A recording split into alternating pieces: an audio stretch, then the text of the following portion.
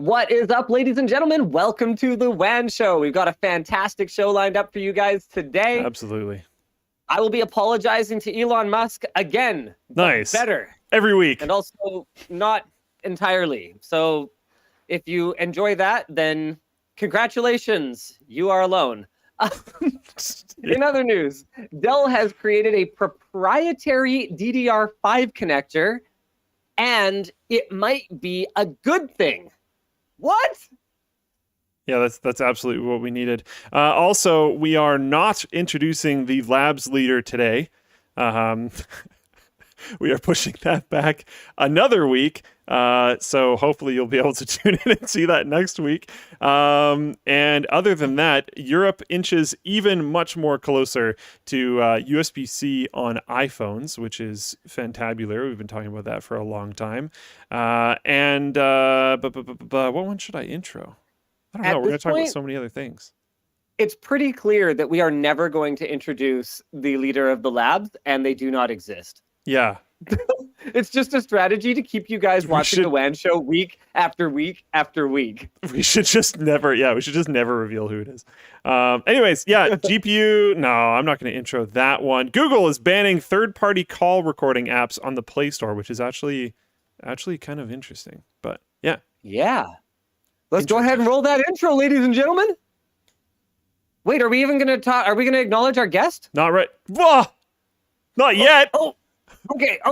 Roll the intro. Hit it. Oh, I guess I have it here.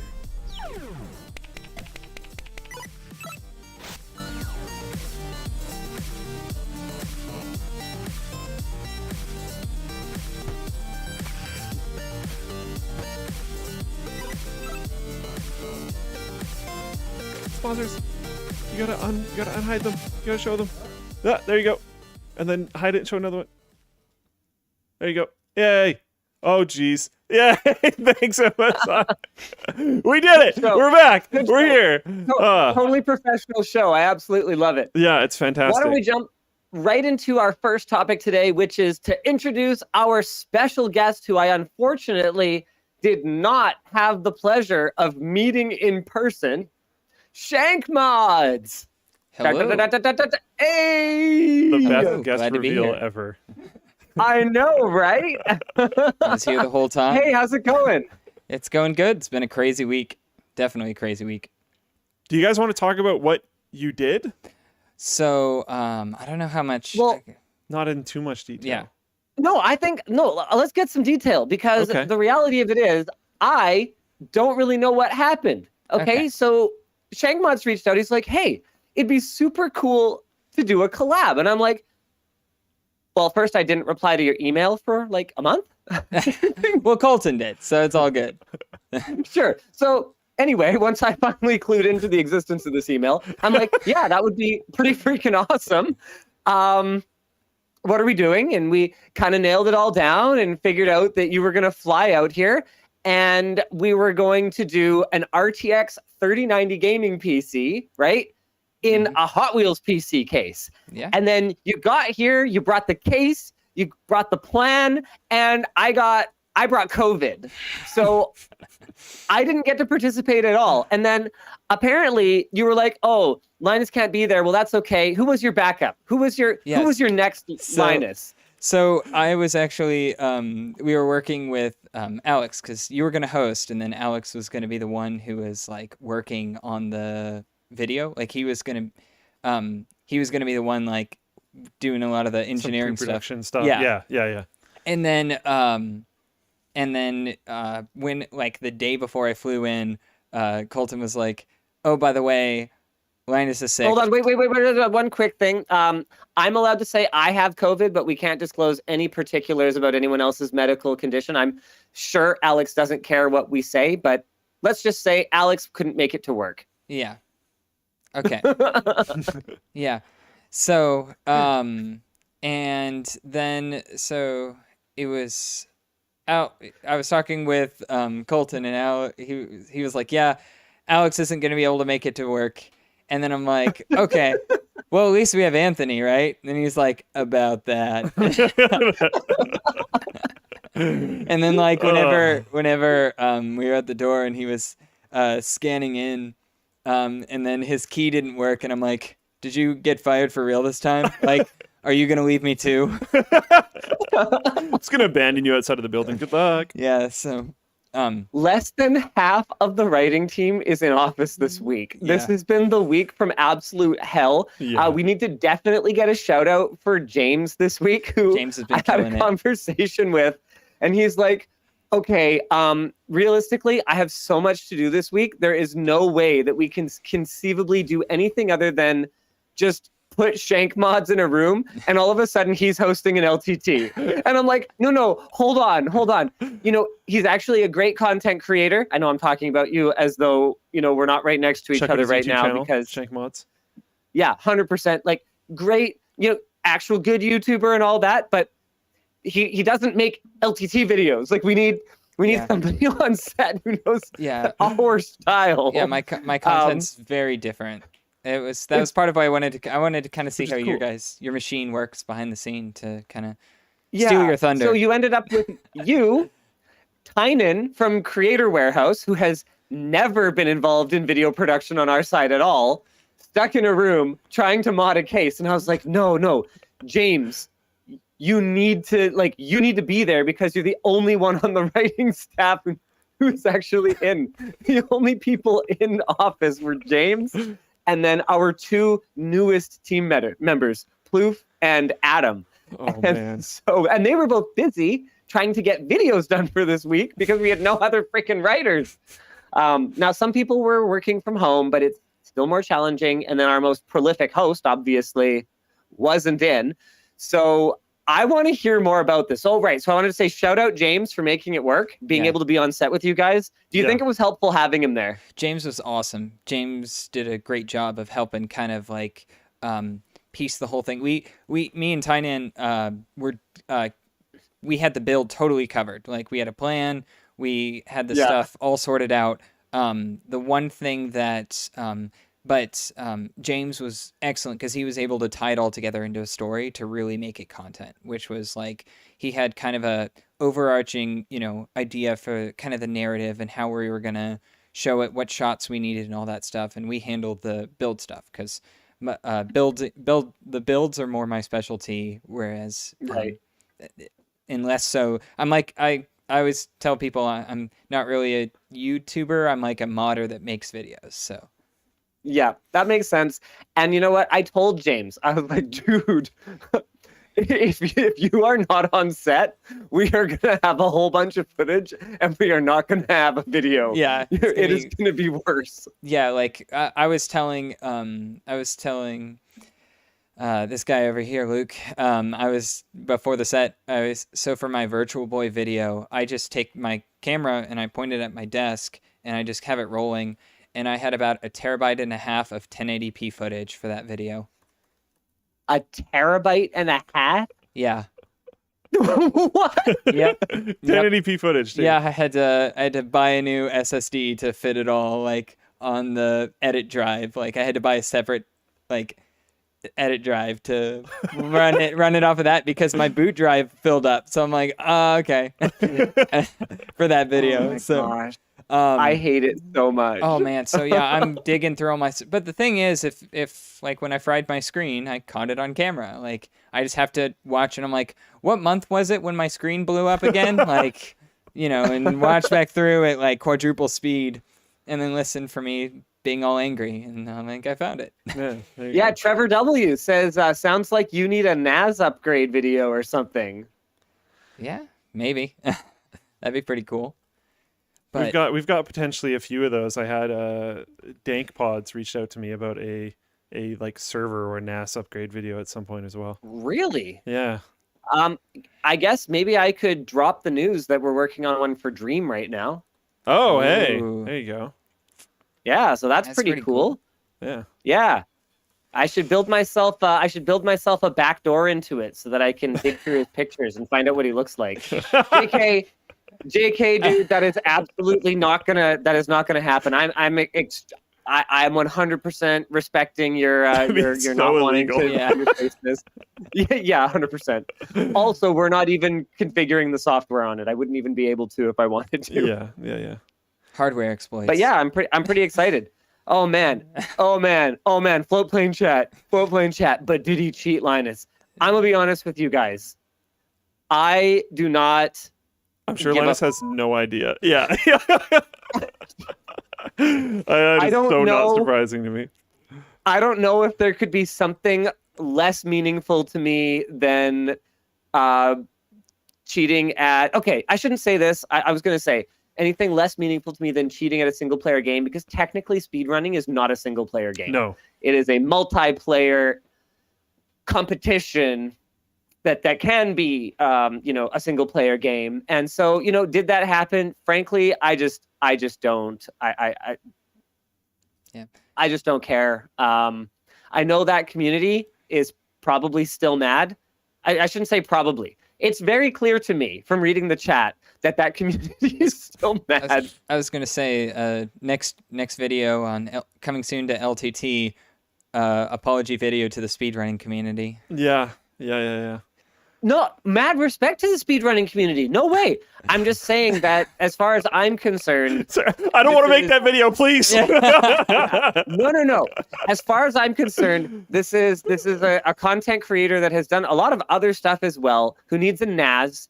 And it was an opportunity, I'll just put it this way, to build a very, very fancy NAS. It was Cool. real nasty. Like, even I'm like, whoa, look at this thing. You might call it a dream NAS. Oh, very Ba-dum. good. Dude, 2 puns. You guys are both going at it. Yeah. I know, right? So, okay, Shank, tell us about the mods. So, originally the idea came to me from when I was almost finished with the project. I was doing lots and lots of feature creep, and guy, he goes by the alias Jeffrey. He mentioned to me, he's in the small form factor PC community. He said, "Yo, 3090's half length," and I'm like, "You could do it." And I'm like, but I was like so close to like finishing where like I could have had to like do a ton of work. So I'm like, you know what? I'll throw the bone at Linus and see if he's down to collab on this thing. So when I got here, the 3090 y'all had wasn't a Founders Edition. So it actually wasn't totally half length. It was actually longer than the chassis itself. So that's like... Wait, hold on. Did we get you the Asus one or... I believe it was the Asus one. Yes. The pre-water blocked one? Yes, it's slightly longer. I didn't even know that. Yes, so it's not because the Founders Edition has that like cutout there, like for the fan. Yeah. And then For the this one, pass-through. it's slightly longer than it. So it's not the Founders Edition reference board. We were able to make it work. Like it wasn't that big of a deal. And we found clever ways to fit that inside of there. So it's got we didn't wind up using the flex. I mean the micro. Sorry, the SFXL power supply. We wound up using 2 flex ATX power supplies. And yeah, we went with a That's a cool solution. in a 5800 X3D. You did the really cool like acrylic back. We did that. So we did an acrylic back as a test thing. It wasn't strong enough. Oh, okay. But we did the acrylic back to be able to test everything. And for the video, it looked really cool because you could see inside of it and how like crammed everything is. And I'm so excited. I haven't even seen it yet. yep, I'm sitting here going I'm not like, gonna tell you how. I'm not going to tell you how we did finish the build. I'm not going to tell you how well it performs or anything like that. That's for you to Okay. find out. So man, I'm hoping for the best. No, it's no. Okay. Yeah. So I've got I've also got some presents for you, Linus. Here, some little Really? small. Yeah, 'Cause I I've brought got you... some presents for you. It's remote, but I do have some presents for you. Oh, cool. That took me a second. Okay. So first thing is my girlfriend makes these little. She likes making like stuff for pets. So this is like little catnip toys. Oh, for the I'm cats. so into it. Yeah, so My cat loves toys. Yeah, and so- loves catnip. So we got that. And then Thank you. so my brother designed these little dispensers where they're, I don't know if you can see it. Erecting a dispenser. So Sorry, it's sorry. they're googly eye dispensers. They're like No. magazines. Magazines of So you googly can eyes. fit them in your pocket and then quickly pull out a few, like they're like little coin things like they have at like restaurants where they'll pull them out. It's like that, but with, So it's like Pez. Yeah, but it's like instead of Pez, but for tasteless, googly eyes. disgusting candy. you get googly It's eyes. tasteless, entertaining googly eyes. Yeah, so Yeah. this one's from my brother. He makes and then we did it in the LTT colors for you guys. So, Oh, thank you. so I also have Yeah. this little keychain. It's hard to see, but it's a little circuit board GameCube Joy-Con. I gave these away to people who mailed me letters for one of my videos for like a sponsor promo, and it's like That's awesome. it's a circuit board keychain, so that's cool. And You then said it cost less than a sticker? yeah, these are circuit boards like this size are cheaper than stickers. Like I went to That's get like die crazy. cut stickers made, and like these were cheaper. So I can actually confirm wild. stickers are extremely expensive. yeah, I remember Nick sent me an invoice for our stickers, like the stickers we give away on LTTStore.com, and it was literally a 6-figure US dollar invoice. And I was like, excuse me, f***ing pardon? Are We're you sure these spending were how much stickers? on f***ing stickers? Like, what? Yeah. Was not happy. By the way, you definitely have to like shout out where people can get this stuff, because chat's like freaking out. Where do I get this googly eye dispenser? Where do I get catnip toys? Well, my girlfriend makes the catnip toys and the googly eye dispenser. I mean, if people really want them, we can. Hold on. Can I interrupt you for a second? Yeah. I asked where to get them, and you're literally like, My girlfriend. call my girlfriend. Yeah, no. I'm like, I didn't plan do for that. I but, didn't. like, I didn't think this you know. one through, man. They're like one-off stuff. I mean, I could I could see if I could have a batch of the googly eye dispensers made. I could hit up. So I guess follow me on Twitter, and I'll like Sure. at Shankmods on Twitter, and like I'll tweet yeah. out whenever I have like googly eye dispenser stuff. Like I'm not promising you- anything, but I'll see if I can find a way to have those like made for people to. Now you're traveling sell right everybody. now. Yes, I'm. Do you know where your girlfriend is? My girlfriend is back Because home. I think you just invited like 6,800 nerds to like get in touch. You just might want to give her a call. That's all. Okay, yeah, she. Because she's clearly into nerds. Yeah, I know. That's what I was about to say. That's her type. So like, Got a thing. yeah, we were joking like when she went to Micro Center, like she was like, yeah, I got hit on by like way more guys than like whenever I go to bars, and they were my type too. And I'm like, yeah, whenever you get bored of me, just go to Micro Center, I guess. Like, Shop for a new boyfriend. yeah.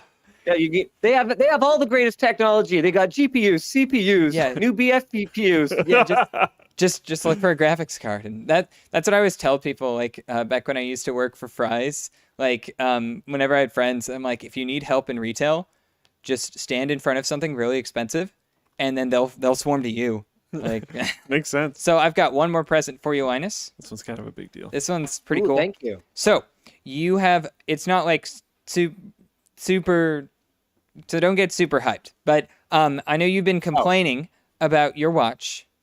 So, I complain a lot. oh, I know you. fair. I know. I watch WAN Show. Okay. So That's fair.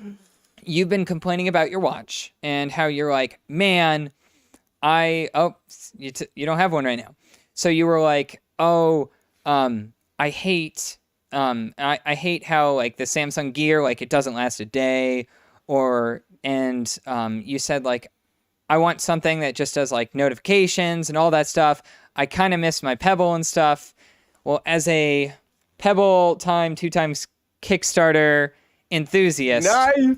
I've got you a Kickstarter edition Pebble Time No way. in the box. It's not new, but like I've got the charger. Awesome. So it says Kickstarter on the back. If you want the 10-day battery life, you can track down a steal. But I want you to give this one another shot, because Okay. All right. Yeah. You will see it on my wrist. You Yeah. will see it on my wrist.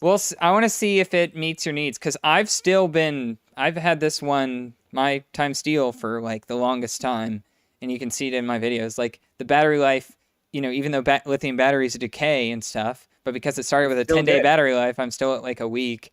So Yep. That's legit. Yeah, Pebbles are one I of the thought that coolest was tech. pretty cool. Yeah. So that's all yours, I'm man. super into it. Yeah. Pebble's lit. Yeah, we were. All right, I'm going to give it a shot because the reality of it is most of the additional benefits of like modern smartwatches, when they work at all, are around health, right? Like health tracking. But I switched to the Oura Ring ages ago. And honestly, I haven't hooked myself up to a proper, machine. I mean, that was a video concept we had years ago. We were going to hook up to like therapeutic grade equipment and then also wear every fitness tracker, like consumer grade fitness tracker and smartwatch on the market and see which one actually got closest to real like health diagnostic equipment, right? And it was really complicated to get a lab that would cooperate with us. We weren't going to, like, stupid UBC, local university, was like, yeah, you can rent our lab at the normal commercial rate. I'm like, are you guys idiots? Well, at first, basically a research project. Yeah. Like, we're collaborating. This is not us renting a facility from you. At first, they wanted to pay us. And then like right before we were going to go, they were like, actually, psych, can you, do it the other way around and pay us to borrow our lab? And I was like, wait, what? Huh? No. I thought we were doing this like as a collab thing. I even told them like, you don't need to pay us. Yeah. Like we're providing all of this equipment and we bring the audience and you guys bring your equipment and some expertise. We work together. We publish it together with co-credit. Like we're working together as like educators right now. We're not profiting from the data. We could make any other video today. I was so excited about that project. So some background as to why they wanted to work on it was in Vancouver, there's the seawall. Yeah. And there's this thing where like old people that are trying to stay in shape will bike or run along the seawall. And one of the problems is that they were noticing a trend where they would wear a wearable that would track their heart rate, but it would underreport their heart rate. That's not good. So they would be over exerting themselves, and then they would have heart failures while they were running along the wall. That's not good. So they like wanted to collab with us to work on this cool project, and then they just pulled the plug last minute. It sucks. Such a bummer. Project that mattered a lot. Yeah, it was like that's actually pretty really cool. Yeah. Like I would. So I haven't compared to anything real, but from what feels intuitive, this is so much more accurate than anything else I've ever tried. Like it's not even close. I'd be on the badminton court running around. Luke knows how I play. Hard, yeah. And my Apple Watch would be like, you need to stand up for a bit. And what are you talking about? It's like... Or I'd be driving and it'd be like, wow, great job staying active. What are you talking about? Meanwhile, this thing, it's in 15-minute chunks and it makes perfect sense. I can be like, oh yeah, that was when I woke up in the middle of the night and there was some physical exertion, you can really put together, what was I actually doing? And it makes sense, right? So if I don't need any of the health tracking stuff at all, and I just want notifications quickly and to be able to tell the time, the Pebble is still the best solution. Yeah, it drives me nuts that I haven't like seen anything else. I don't want anything like, I don't want a dumb phone on my wrist. I want like a better watch.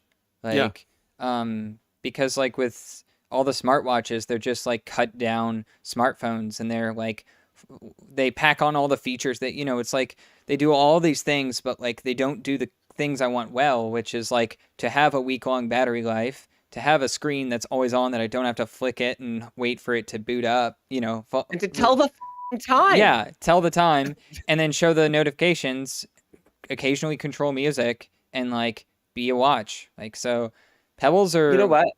I hope someone else makes a Pebble-like thing. I still have a Pebble Time kicking around, and I still use it almost probably about every other day in the summer. I haven't actually tried to use it as a watch, and I honestly like the idea of going back to the OG one to see if it's still better 10 years later almost. What are we at? Like 8 years? You're saying the Pebble Time or the original Pebble? The Kickstarter one that you just is that the OG or is that that's the OG one, right? Both of them were Kickstarters. So the one I have is the second, the second one. The time. So the time. Oh, that's the time. The color one. Yeah. So this is the time. Oh, perfect. Okay, because mine is trashed. Yeah. I use it. I literally like it has all this residue all over the back, so it's not comfortable to wear against my wrist anymore. Because I upgraded it, and I was like, oh, you know what's really great about this thing is the physical buttons on it. Because I could never change the track when I was riding my bike, and I was like, oh, I should just like basically glue my Pebble time to my motorcycle, and so I did, and it's like kind of trashed now. So. But there have been times now that I just haven't had a good experience with anything else that I've been tempted to just like try and get it going again. But no, yeah, I'm jacked.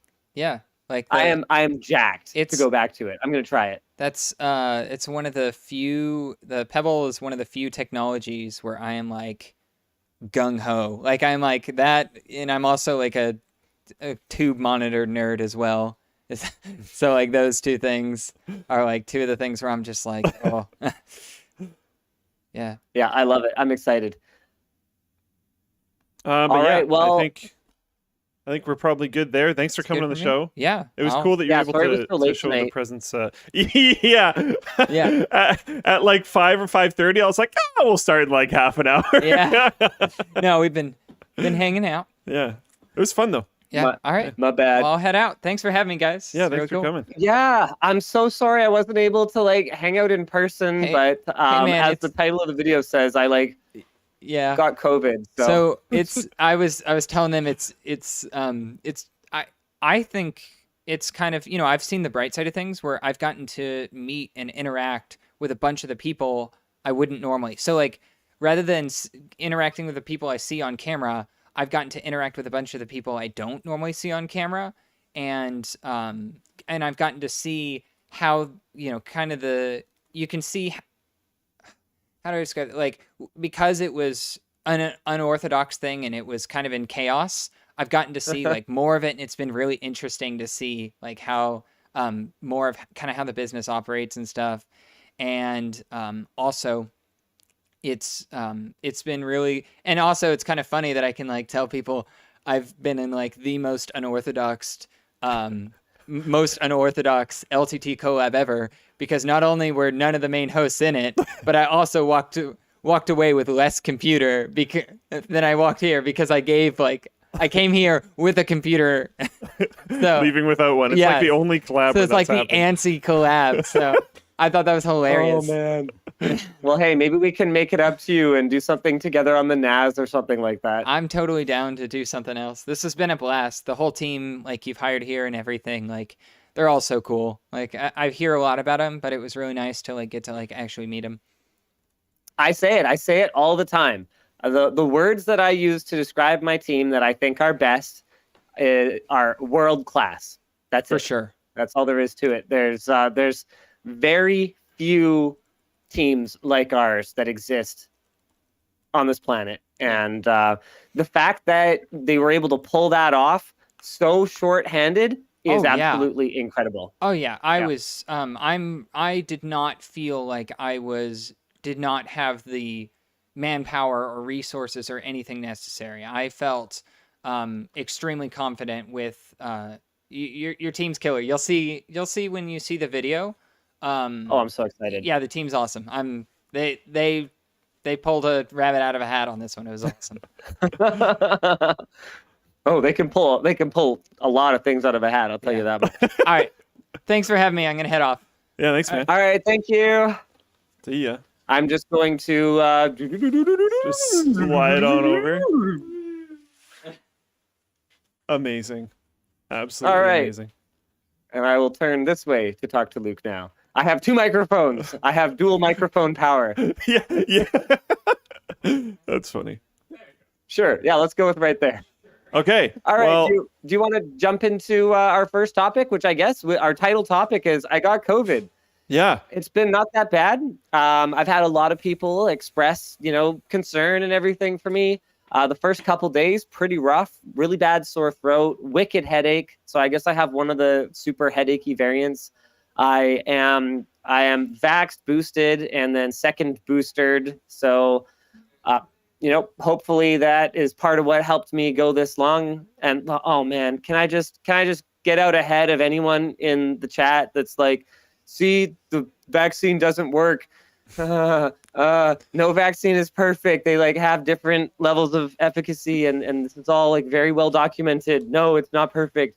It reduces the severity of symptoms and the risk of transmission goes down. But oh man, I got to tell you, not just the like Elon Musk stuff lately, but I feel like I've been in kind of a spicy mood for a little while. Yeah. That has been causing me to just kind of go off on people. But man, there's this guitarist who was talking about how something they like they got it and weren't vaxxed and they were fine. I forget what it was, but like something.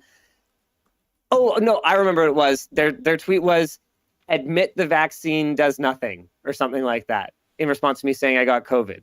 And I'm just like, that's not nothing. Admit that you know absolutely nothing about statistical analysis and the scientific method. Go. Like, just sample size of 1, literally.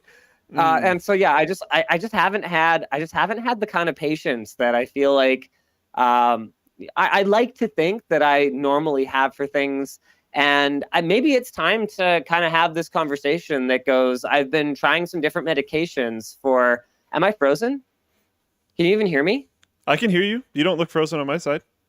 Okay, cool. Perfect. Yeah, well, that's really good because I seem to be frozen here. So that's fine. Anyway, I think it's probably time to talk about it. I mean, I was very obviously not in a good headspace when I did my 10 million subscriber video a couple of years back now, I guess it was.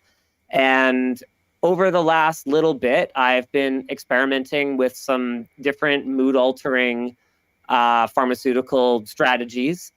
And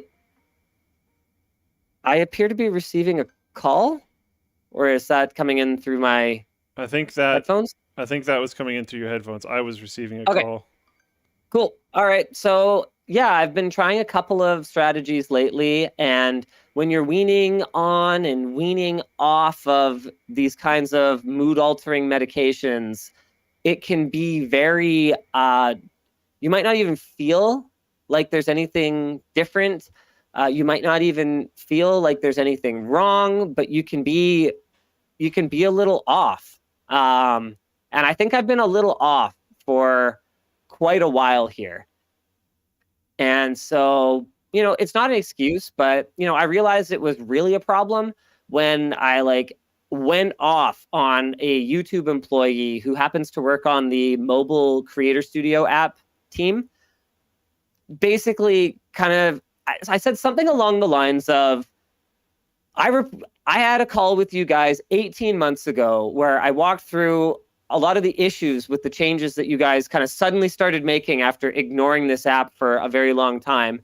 So I kind of walked through some of the issues with the changes you were making, some of the issues that have existed for a long time that you guys are not fixing. And I feel like it's been completely ignored. And here are 2 more things that are either broken right now or that you appear to have intentionally broken. And I basically flew off the handle. I am very frustrated, but what I realized is that while my frustration is justified, the way that I am reacting to it is not justified. Right. So it's been a bit of a ride lately. I'm going to be honest with you. The people from the machine a little bit. Yeah. And easily offended millennial over in Twitch chats. The doctors treat you like a guinea pig. Well, yeah, because you guys got to understand that these kinds of blockers, or, whether it's a blocker or whether it's a supplement, it is a highly experimental process to find something that works for the individual, because everyone's body chemistry is a little different, which is just another way of saying, hey, everybody's an individual. We're all different, right? So yeah, it can be very challenging.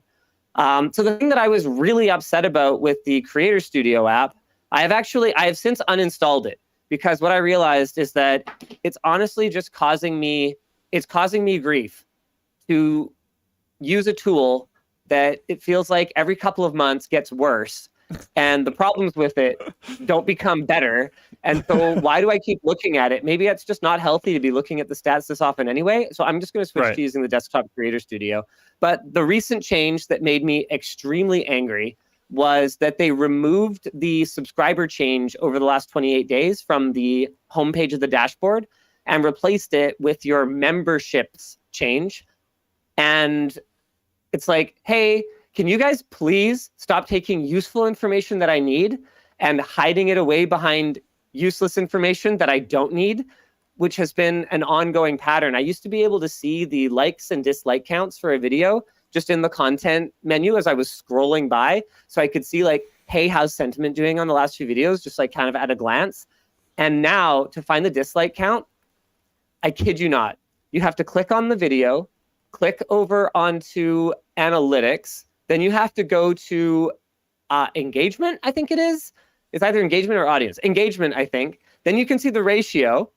So then you can multitask, open up your YouTube viewer app, navigate to that video, or I think from within the analytics, you can go back to that content and open it up in the YouTube player app from there. So either way, it's two actions.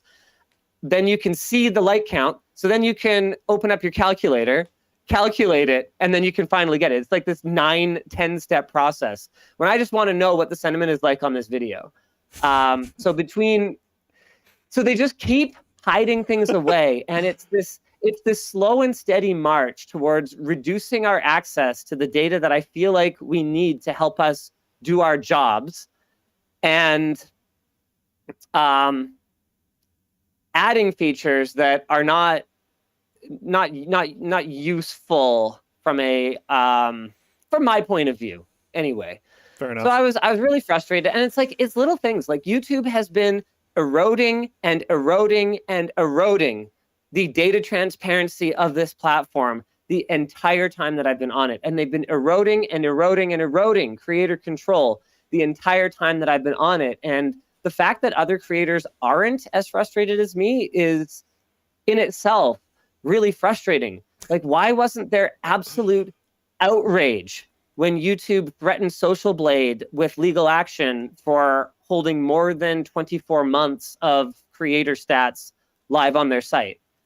You used to be able to go and find any channel and chart its rise and fall. And then you could go onto the channel and you could look at, okay, what was the style of content when they started to decline? Like, you could look and you could see big trends on the platform, like the rise and fall of pranks, for example.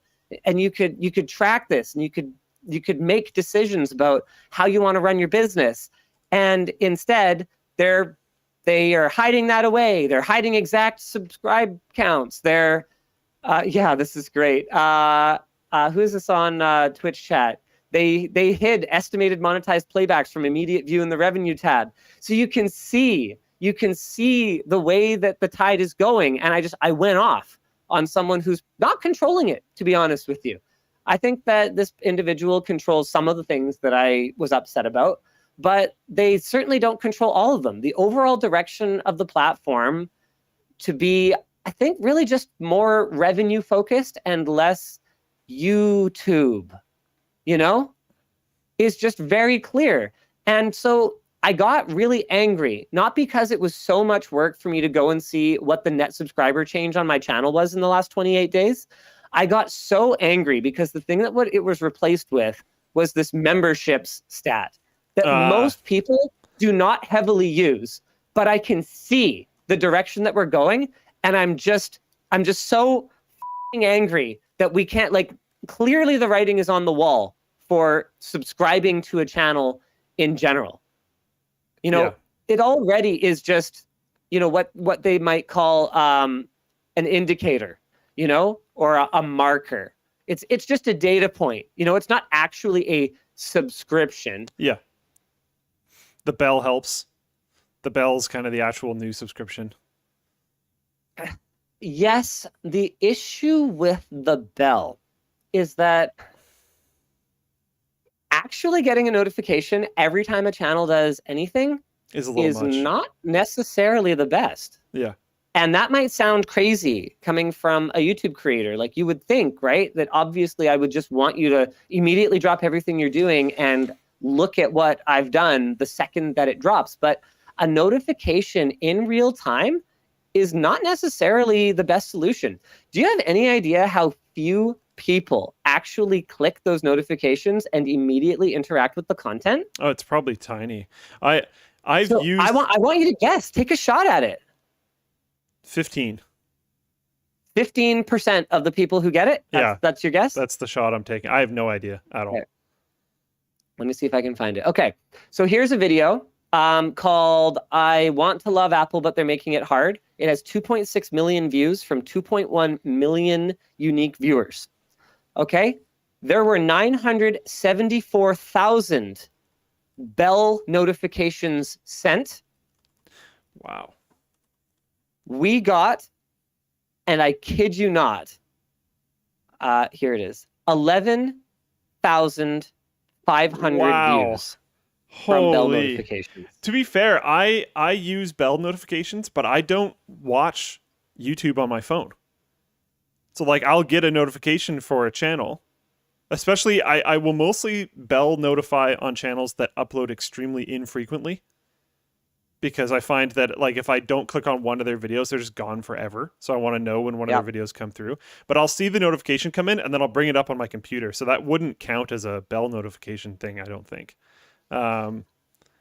It's really I suspect hard to most track. people are not disciplined enough to see a Bell notification and then like remember to go look at it later. And that's a big part of the reason that fair. Google has shifted from emphasizing subscribe and ring the bell to not. And here's the really scary part of that is if you're one of those people who has the bell rung, right?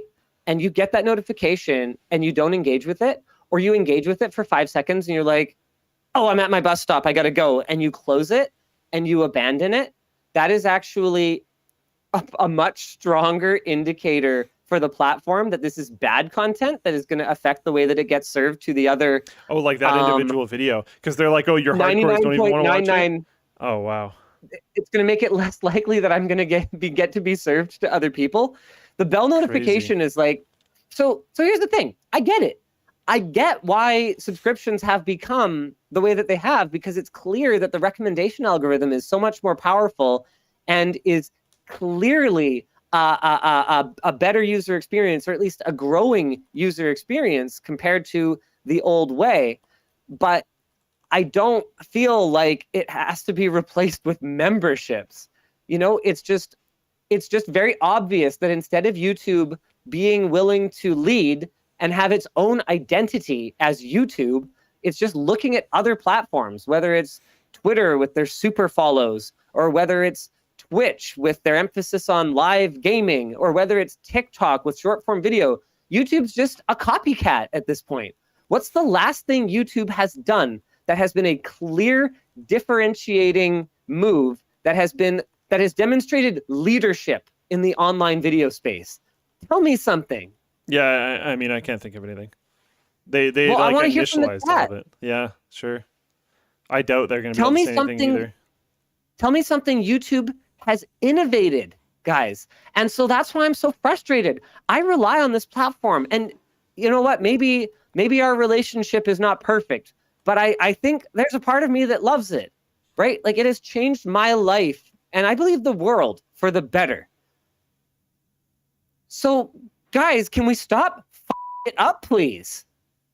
And so, yeah, I got real passionate about it. I got really angry because I saw, you know, basically like I couldn't even read comments.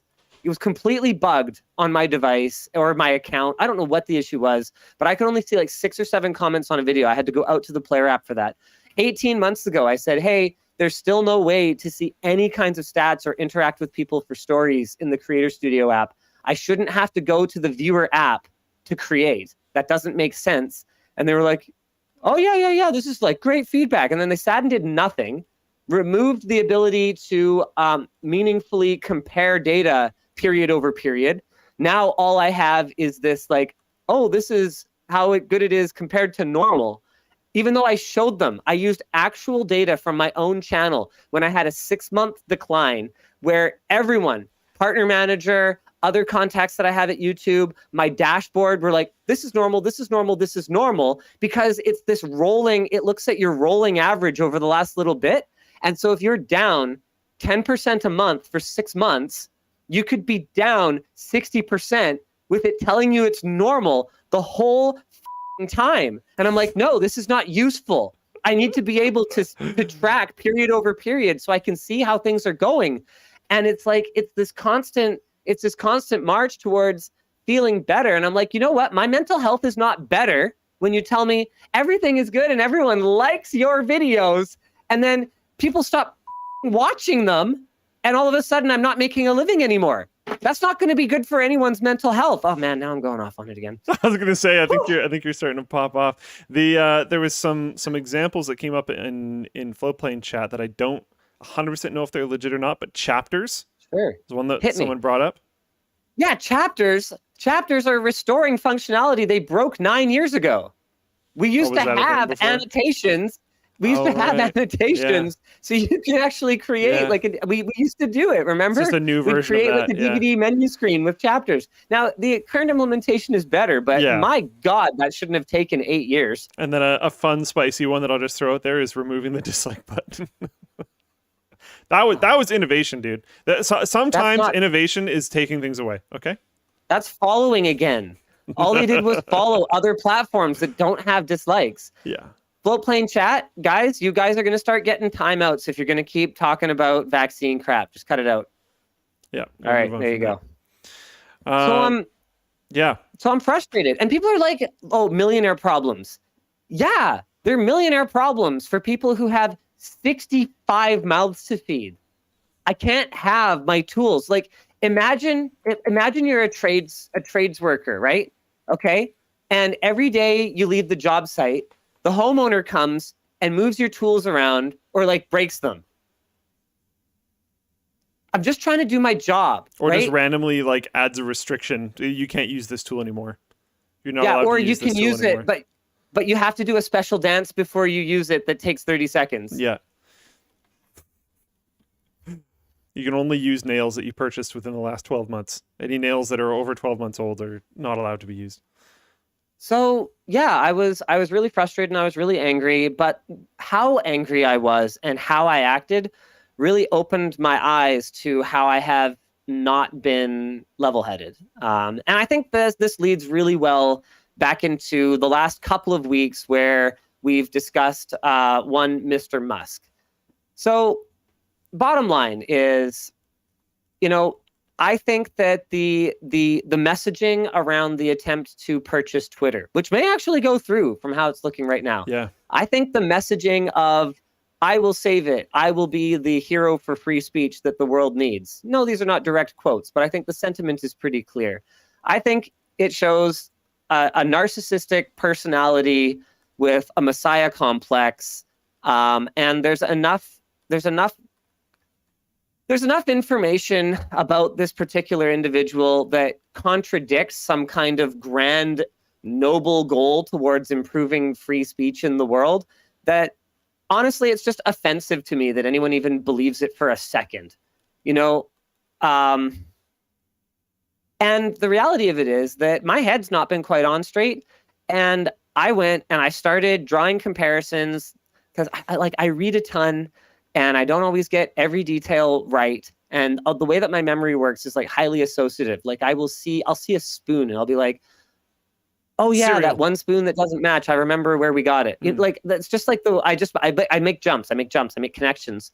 And so, this is a character that, I find the fact that there's this worship of this particular character who has made a lot of, not just mistakes, but in my opinion, a lot of moves that demonstrate a character that I personally am not, I don't think is great there. That's what I'll say. What I did is I started going off and I started taking things that were actually to do with, other billionaires that people worship for reasons that I think do not overcome the problems with these people, or anecdotes that I had heard or things that I read 3 years ago and I don't remember all the details of.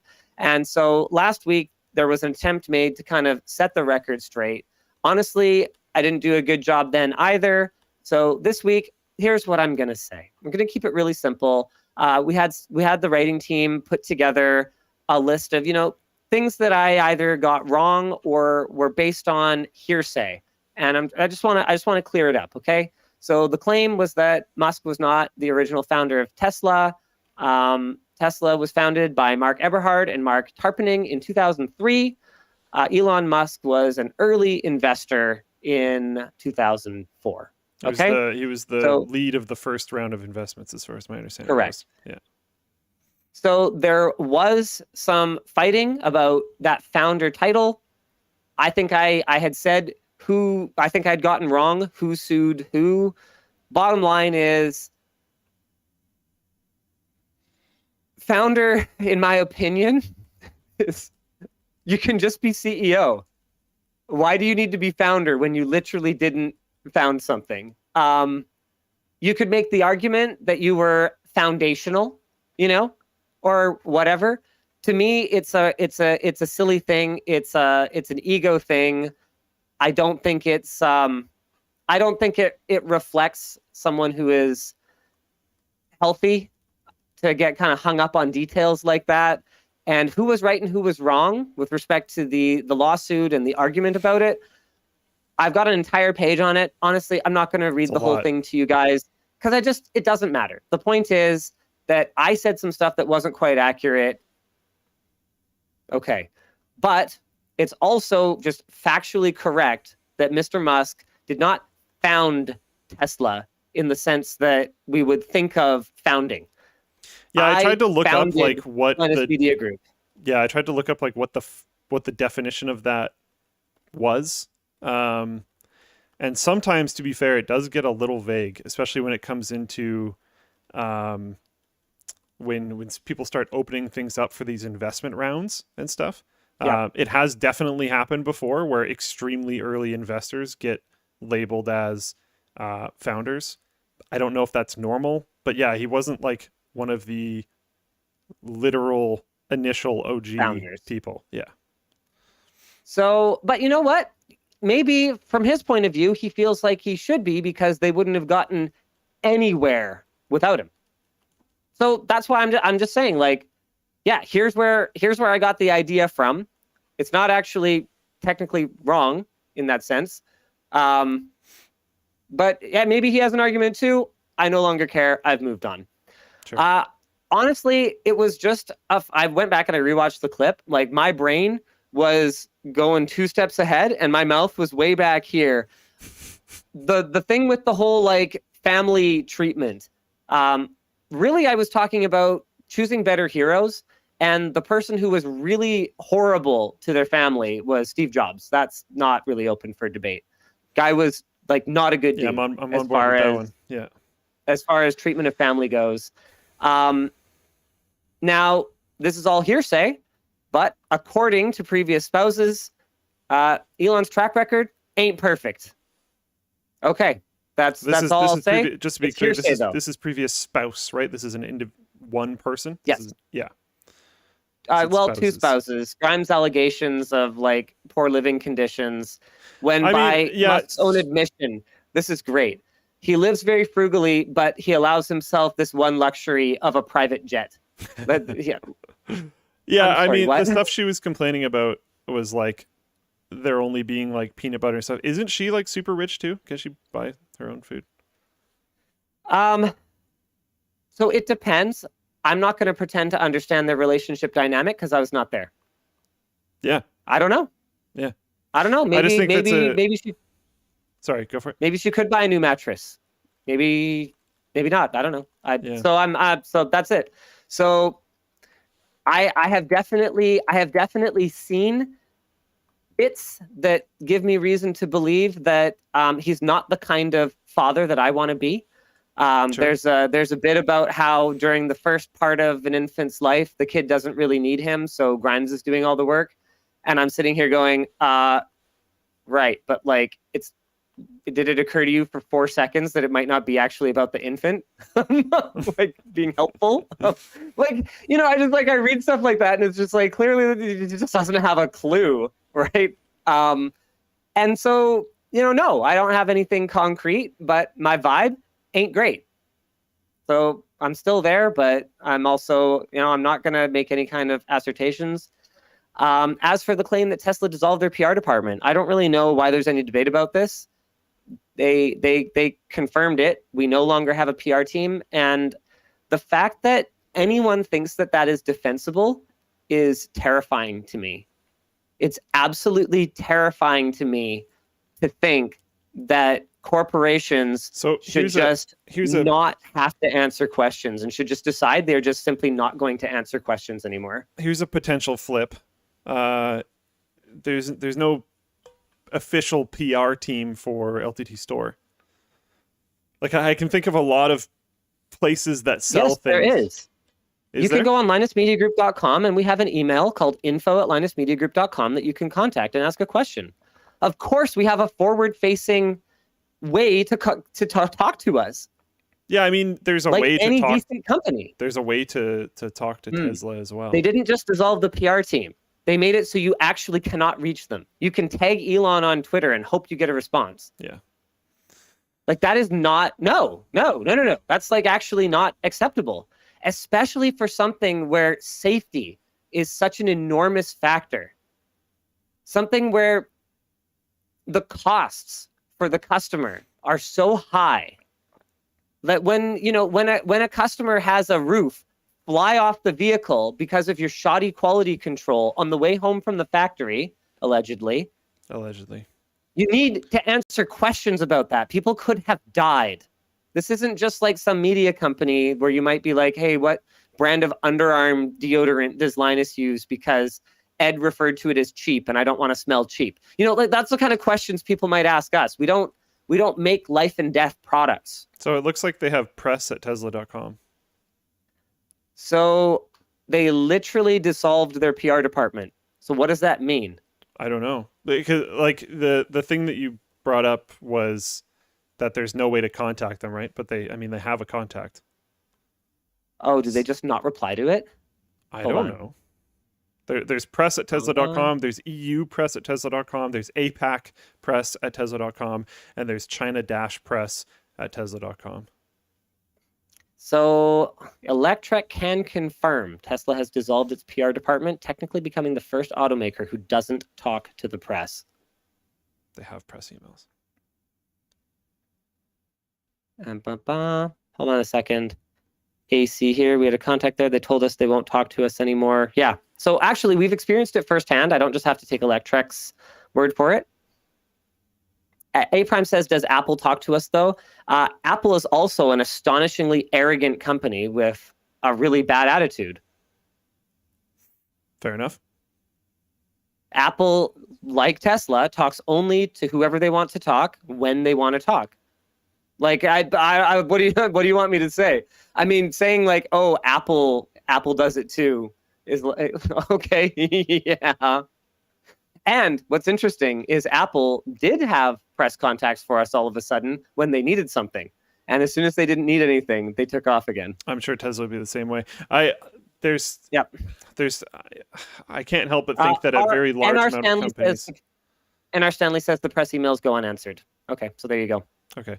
Well, I can't imagine there isn't a large amount of companies that are very selective about what press emails they respond to.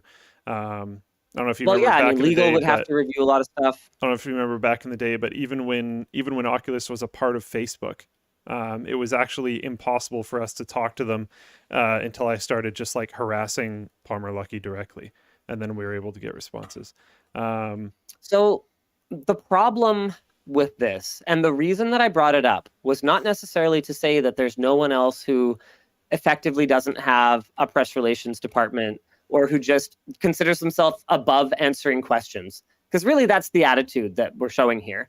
The reason I brought it up is because it does demonstrate an arrogance and a belief that you simply aren't accountable.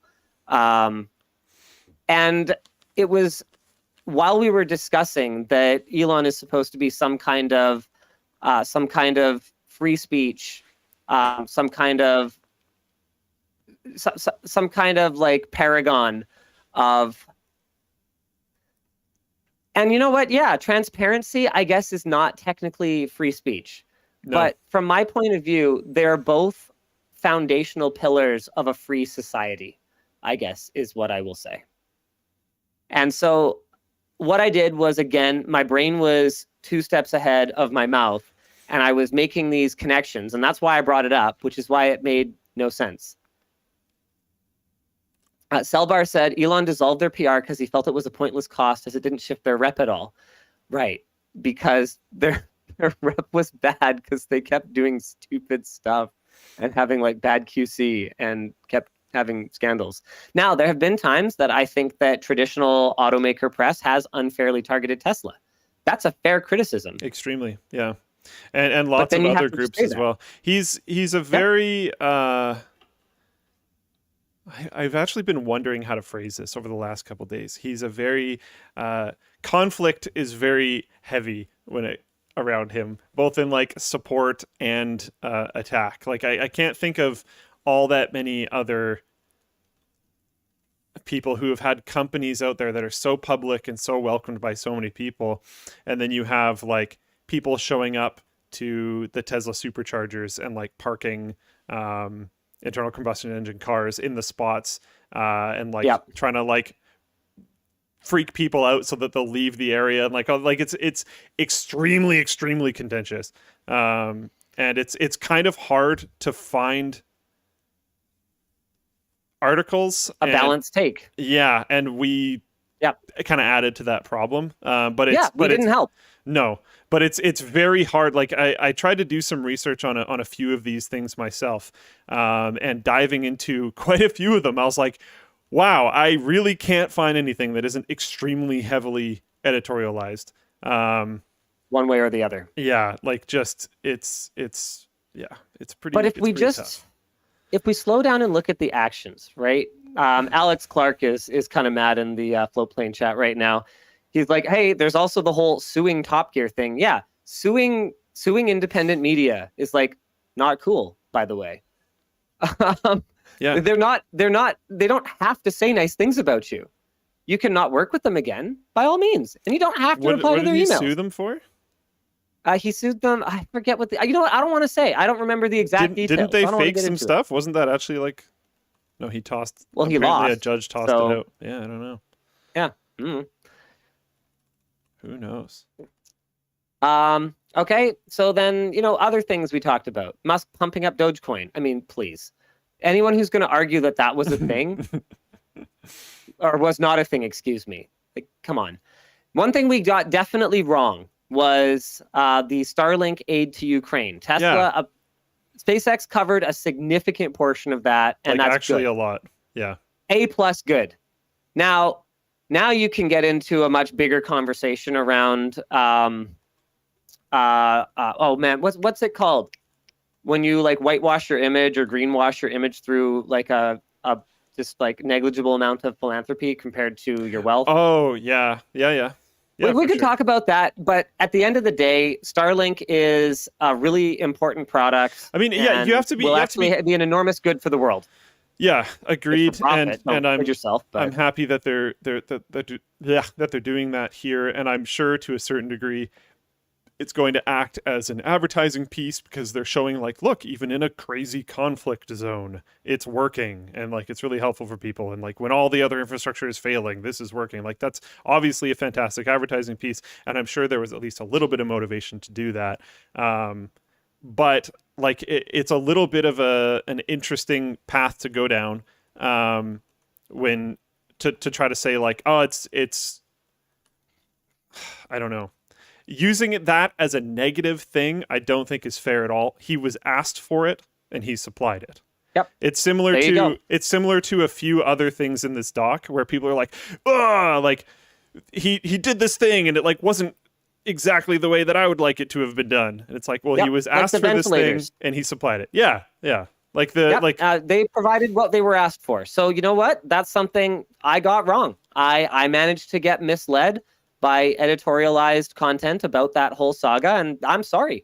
And then when I make people mistakes. yelled at him about the ventilator thing, because apparently it did end up being not helpful, even though at least he claims it was what was asked for. They turned around, and after that, they worked with a company that produces the correct ventilators, and they helped them.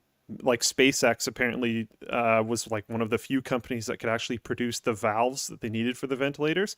And SpaceX produced a huge amount of the valves, which was the most complicated component for making the ventilators for this company that makes the correct ventilators, so that they could produce significantly more than they would have otherwise been able to. And that like doesn't get any coverage.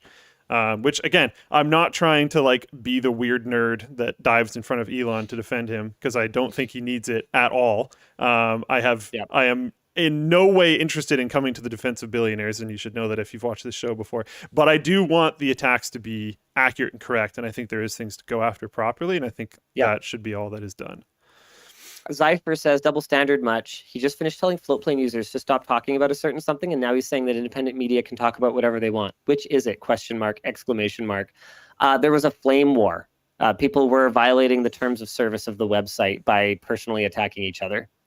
Yeah. So, yeah, there's a distinction there. But you don't know that because you're not Floatplane elite. So enjoy YouTube chat, or don't. What else we got? Yeah, we got not disclosing the stake in Twitter. I've got people wondering why that mattered. It mattered because it was illegal. That's why it mattered. Well, if you are a large public figure and you are hastily grabbing shares in a single company, making that public will drive the cost of those shares up significantly. And it is apparently, I don't know a lot about this type of stuff, but it is apparently the law that you're supposed to do that. And he didn't. If you reach a 5% threshold. Okay, sure. Yeah, I don't know a lot about this stuff. But that would, like, if people see like, oh, Musk is investing a bunch in Twitter, a bunch of people are going to also try to do that, and it's going to drive the cost up. And if he does not disclose that, and people do not know that, it will at least somewhat aid in keeping the cost similar to what it was when he first started buying.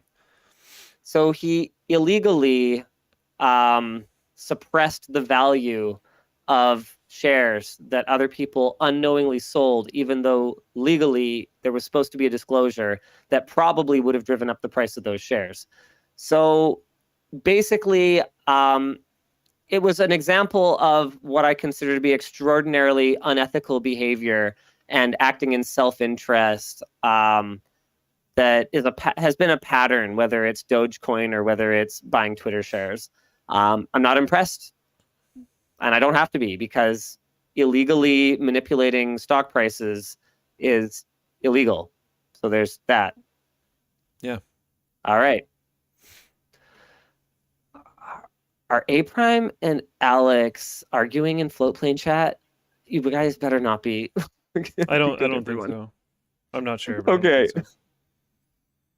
What we're gonna say? Okay, so there was the whole pedo guy Thai cave rescue thing. You know what?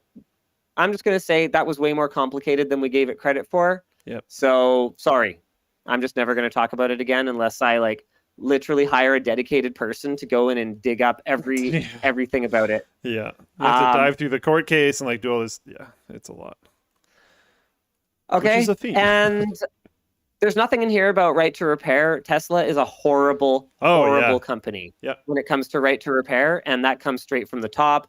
That much is just very clear. So I do not like, and oh man, I was criticized for having a very us versus them attitude about it, as though it's like us versus them. And I was also criticized for being an elite while criticizing the elite. But I think the thing you guys got to understand is that it is us versus them when them do stuff that makes life worse for us. And when I mean them and us, I mean the people who make the cars. We are talking billionaires and people who buy them. Yes, I am a millionaire. I mean, like,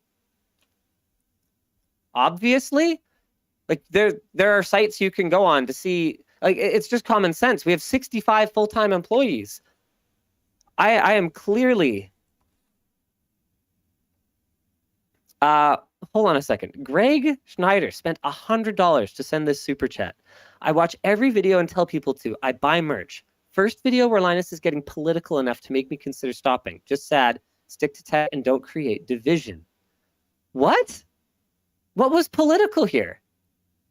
Most of the show has been political is an interesting term these days. I think it gets used for a lot of things, but a lot of the show so far has been about very line dividing topics.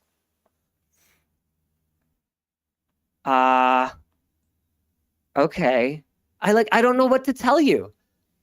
Someone elevating themselves to the detriment of other people shouldn't divide people down a political line. That's just bad. I don't care if your name is Elon Musk or Donald Trump or Nancy Pelosi. It doesn't matter. If you are engaging in unethical behavior that enriches yourself at the cost of the general public, that's bad. Anyway, The point is, yes, I'm a millionaire. You can find that out very easily. Google is your friend. But I am not influential in the same way that the wealthy elite are. I can't change policy. We're talking me compared to a person who can change policy by just changing the policy. Tesla's stance on right to repair could change tomorrow with a tweet. I don't have that kind of power. So, yeah, it's us versus them because I'm not on that side. I think the last thing that we have left is, no, I guess that's it. Oh, okay, there was the whole thing. Someone wrote an article, Musk didn't like, and as he had pre-purchased a Model X, Musk took it upon himself to cancel the order. Basically, Musk's take on this, which is still up on Twitter from February 3rd, 2016, must be a slow news day if denying service to a super rude customer gets this much attention. I mean, I don't think it's necessarily just rudeness to be upset about the way that the launch of the Model X was handled. If you gave a $5,000 deposit, I think characterizing something like that as being rude is dismissive. But yeah, so there you go. I am sorry for anything I said that was not factually correct. And I'm just not going to talk about it anymore. Yeah. We're done now? Yeah. Yeah. Let's be done. Let's be done. Let's be done. All right. Speaking of done, speaking of done, we are done launching. Do you have your screen share up? We are done launching a whopping, how many freaking new colors of water bottles do we have? Because these things are awesome. And I got to say, mad props to Nick and the rest of the Creator Warehouse team, because wow, the names for them are just outstanding. I mean, we spent so long, coming up with the best names. We've got 12 a.m. green. Luke, are you screen sharing? Yeah. Am I just not able to see it? Okay, do you want to correct. show them the 10 new colors? Yeah. 10 new colors of water bottles. I'm going through it. We got Hero, which is like purple and green. Sandstorm, which is it reminds me of like a mocha colored or like a coffee color. There's Circuit, which is green, makes sense. Also, it has golden circuitry. That looks really cool, actually. Night, which looks like it's purple with yellow. Oh, they say they do not see anything, Luke. You are not screen sharing. Oh, you're on studio mode, so you got to push that. There should be one of those buttons. I'm a little blind, but one of those buttons should be to make that the live scene instead of the studio scene. Hey, Noise. There we go. Okay, I'm gonna go back through it again. This is Hero, purple and green. There's a story behind that, by the way. My mom made me a green and purple cape when I was a child. Okay. And that's green and purple.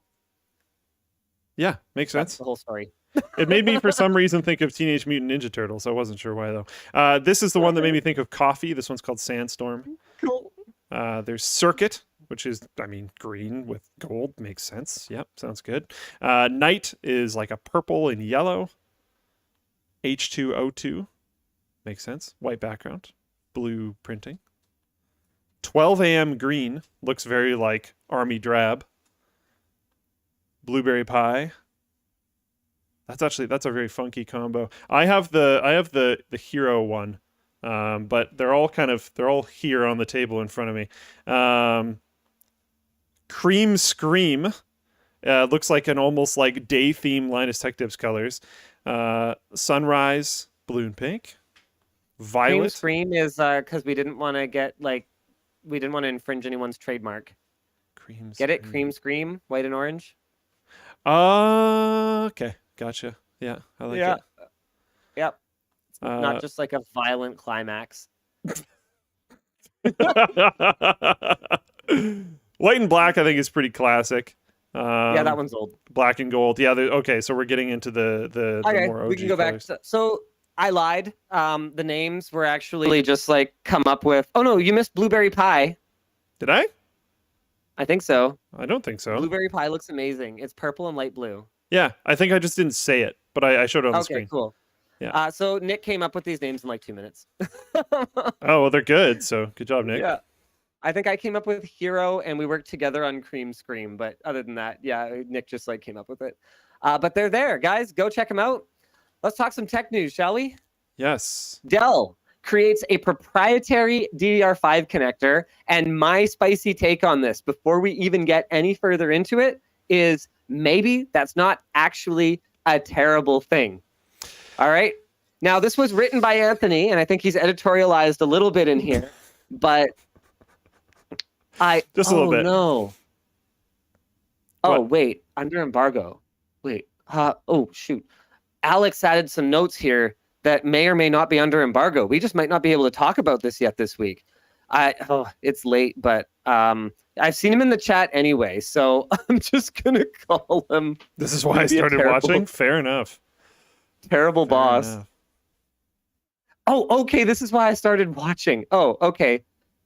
Hi, Mr. Clark.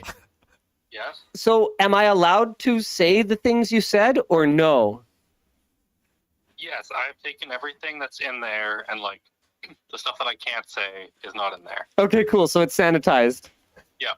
Okay, thank you. Sweet. A lot more. Okay, cool. I'm But it's not excited. in there. Okay, thanks. Okay, bye. Okay. Love that guy. Okay, so we're allowed to say everything that's in here. Dell, a company once famous for its proprietary components, has once again created a novel way to do something nobody was asking for. A proprietary DDR5 module, writes Anthony Young. The module, do you want to bring up a picture, Luke?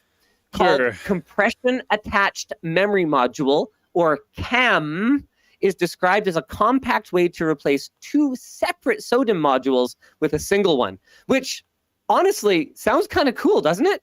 Yeah, absolutely. Each module is split into two separate zones of 8 chips each. So it's basically like taking two SODIMMs and gluing them together. And according to Dell's marketing, the machine that they're going to debut on, the Precision 7670, will be able to support up to 128 gigs of memory as a result. That's pretty freaking incredible. Dell claims that CAMM allows them to provide memory upgrades and higher capacities without the need to solder the chips to the main board, which would prevent any upgrades at all. Unfortunately, it is not known at this time, prospective buyers, whether CAMM will be an open standard, because if it's not, then yes, you could upgrade, but you would be beholden to Dell. Here we go. There's a good look at it. So the idea is to save the profile, right? So you can still make super thin machines, but not solder the RAM. Yeah. So to be fair to Dell, the Precision 7670 is supposed to be an absolute beast with an Alder Lake HX CPU and either Arc Pro or RTX A5000 GPUs. So they're going to cost a small fortune, and there probably isn't a lot of internal space remaining for expansion slots. But there's a twist on this. Dell's also got a proprietary graphics connector based on MXM called Dell Graphics Form Factor, which first debuted on the Area 51M. So there's a recent precedent for Dell going down this path. So Luke, what's your initial sort of reaction? Our discussion question is this like one of those monkey paw situations, right? Where you've been asking for upgradable laptops and you end up with like this cursed solution where it's upgradable, but it's proprietary. I don't think we know that it's a cursed solution yet, because Where's the notes on this? Was this taken out of the notes? This is something that I'm concerned about. Yeah, be careful. Just try to answer it based on what we only knew from the initial articles covering it so far. I'll give you guys more detail in a sec. Okay, so this note is in the bolded Alex note part. Mm-hmm. But I can say that, right? Yeah. I can say things that are in the bolded Alex note? I wanted your spicy take right out of the gate on like a proprietary memory module. But the problem is there's important things in the Alex note about that. Yeah, but you didn't know that yet. Ignore that. Pretend it doesn't exist. Look, I'm going to make life really easy for you, and I'm going to remove it. So the initial reporting on this was just what's up here. If I only read the initial reporting, which I don't, which based on the additional reporting is not fair or accurate, in my opinion. Oh my God, Luke! Come on, but man. then I would say that it's bad. I don't want proprietary components. I don't want to buy a laptop that has something that I can't replace unless I buy that thing. Like when it's RAM, right? Because there is stuff that's very true. Like if you look at the hypertext link for a company that it famously overcharges for parts, there's RAM in there. It's like 16 gigs. It's like $500. Exactly. It gets really brutal, and I'm not a fan of that. But that's potentially not what we're dealing with. So right, but the thing is, proprietary standards often lead us down these paths. Right? Yeah. And you are literally reinventing, because you got to remember too, like it's not like Dell doesn't participate in JDEC, right? So if Dell wanted an open standard for a dual module thing for laptops, it's not like they don't have the relationships to try to create something like that the industry body standards way, right? So in general, every time we see a proprietary way to attach a thing to a computer, be it a GPU, a memory module, it's about typically locking the user into an environment as a primary concern, with whatever else they were trying to achieve as maybe a similar level concern or even a secondary concern. So there was a lot of trepidation around this move. Yeah. But we know these new things now. Yes, Alex got to have a meeting with the guy that designed CAMM today. Some of the info we have is under embargo until such time as it is not under embargo. So we can't say too much, but Alex's take so far is that it is legit, and they are in discussion with JDEC and with Intel to make it a standard. And what that would mean is that instead of relying on Dell and their maybe handful of authorized partners who can make these things, and we've seen this many times, where the only place that you can get an SSD to go in your Apple machine is from OWC and maybe like one other supplier, which means there's very little competition and prices stay high. If they are making it an open standard, then what we could expect is that prices might be a little higher than a regular SODIMM because it's just it's a lower volume part. So that there's just lower demand, therefore lower production volumes, therefore higher prices. But I would expect the pricing to be at least close to, or at least reflective of the cost of building it, which is just twice as many DRAM packages, and like it's going to cost more because it's like way more RAM. And okay, the PCB design overhead has to be covered, and we're not going to sell as many units. But like, it sounds like it could be pretty reasonable. And one of the reasons that this could be a great move for the industry is that currently SODIMM is 1 to 2 generations away from not being able to support increasing memory speeds and capacity. And the connector itself adds a lot of signal interference, as well as cost and Z height, which is the thickness that it adds to the overall design. Yeah. Currently, if you have 128 gigs of SODIMM memory, 4 sticks, the speed tops out at 4,000 megatransfers per second. I mean, compare that to the leaked speeds in the article. And Dell's talking about this thing doing 128 gigs of DDR5 4800 transfer per second using this standard. Well, that's freaking awesome. Or I think this is a rumor. Yeah. Twitter user recently shared photographs. Yeah, it's rumor, a leak rumor, or rumor. whatever. Yeah, leak, rumor, who knows? That was allegedly saying that they can achieve that. So honestly, I started out kind of angry and ended up kind of jacked actually on it. Yeah, I agree. Well, when you hear like Dell proprietary thing, blah blah blah, the knee jerk is definitely going to be like, well, this sucks a lot. Well, yeah, they don't have a good track record for that stuff. Oh, absolutely not. Right. So it's really nice to hear that. I mean, well, hopefully this actually happens, but it's really nice to hear that they are legit in discussion with JDEC and Intel and working on making it a standard and stuff like that, so it doesn't go down that route, because it sounds like cool tech that would be nice for like a range of people to have. Absolutely. And that's actually really exciting. But yeah, when you read like the first few lines of this, it's terrifying. Oh, I know, right? Like, this is horrible. Look, I know you didn't want to give me a take now that we know more, but well, no, I everybody didn't knew know. for like a week. I didn't People know were freaking out. I didn't know what your plan was. I didn't know if we were actually going to read the Alex part or not, and I was just like, I don't want to like condemn them if they're actually doing something that might be cool. But Yeah, for sure. because they would deserve there it. If the Alex part wasn't in here, like if that didn't exist at all, and I don't mean just Alex's notes, but I mean like that concept in the slightest. If they were just making this proprietary, that would suck, and I would want to go after them for it. But Oh, yeah. 100%. Yeah. Are we ready to talk about how the GPU apocalypse? Oh, holy crap. Should we do sponsor Luke, spots? I don't- It is 8:30. I don't know how to access the merch messages dashboard. Oh, Can you send it to me? Sorry, yeah. some of you may not have realized, but I am not actually here. Yeah. It should be in your email, but I can fire it to you right now. If you want to can just try and dig it start up the in there. next topic. Hey, Mr. Bella Vance has already hit me with it. Beautiful. Thank you so much for that. We actually don't have a ton of curated merch messages today. There's only a handful. Most of them are just getting pushed to the stream. Yeah. So yeah, guys, don't forget that if you want to chat with us, super chats are really not the way to do it anymore over on YouTube. We don't really look at those anymore. I mean, I did notice that someone spent $100 to tell me that they don't like me anymore. That's a really like- good way. If you want to really complain about, like, if you just hate me, just go at it.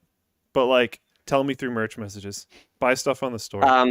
Let her rip, Yeah, merch dude. messages are definitely better because then you like get an order. Yeah. But anyway, Greg, so I actually I have one more thing to say to Greg. Is like, I don't think that I was creating division. I think the division's there. And I think the fact that there's a perceived division because of the things I was saying means that the division is just already there. If anything, I was trying to be extremely level this week. It's okay for me to not think someone is a messiah, and it's okay for you to think someone is, and like whatever, it's all good. But it is tech. That's the thing, is you got to understand that these figures, whether your name is Tim Cook or Larry Ellison or Bill Gates or whatever, like these are people who are tech. You can't say that something to do with oh man, I'm trying to think of someone who I would okay, let's say take Woz, right? Something to do with Steve Wozniak. When Steve Wozniak opens his mouth, or when Linus Torvalds opens his mouth, it's tech. Whether no matter what they're talking about, it's kind of there are celebrities, right? So we do talk about them. Yeah. Should We can have, by the way, even if you're still trying to get into the dashboard, Bell's here. You No, can I'm just good. read them off. I'm good. Okay. No, I'm good. Tesla using. Oh man, I don't want to talk about Tesla just yet. That's the whole thing. Okay, the GPU scalpocalypse may actually be ending. Sources: PC Gamer and 3D Center. Oh, we you want should to talk us we should through this one, Luke? we should maybe do sponsors or not. I was going to do them eventually. Okay, we've I been mean, we live can for do an them hour. now I if you think. want. Sure, yeah, go for it. Okay. Thanks MSI for sponsoring this week's WAN show. The MSI Optics MPG 321 QRF-QD. Dang, that is quite the name. Is a great option if you're looking for a new gaming monitor. It's a 32-inch 1440p monitor with an IPS panel that boasts 1 millisecond response times. It does up to 175 hertz for smoother gaming and will hit 600 nits peak brightness for, I would say, an HDR-ish experience.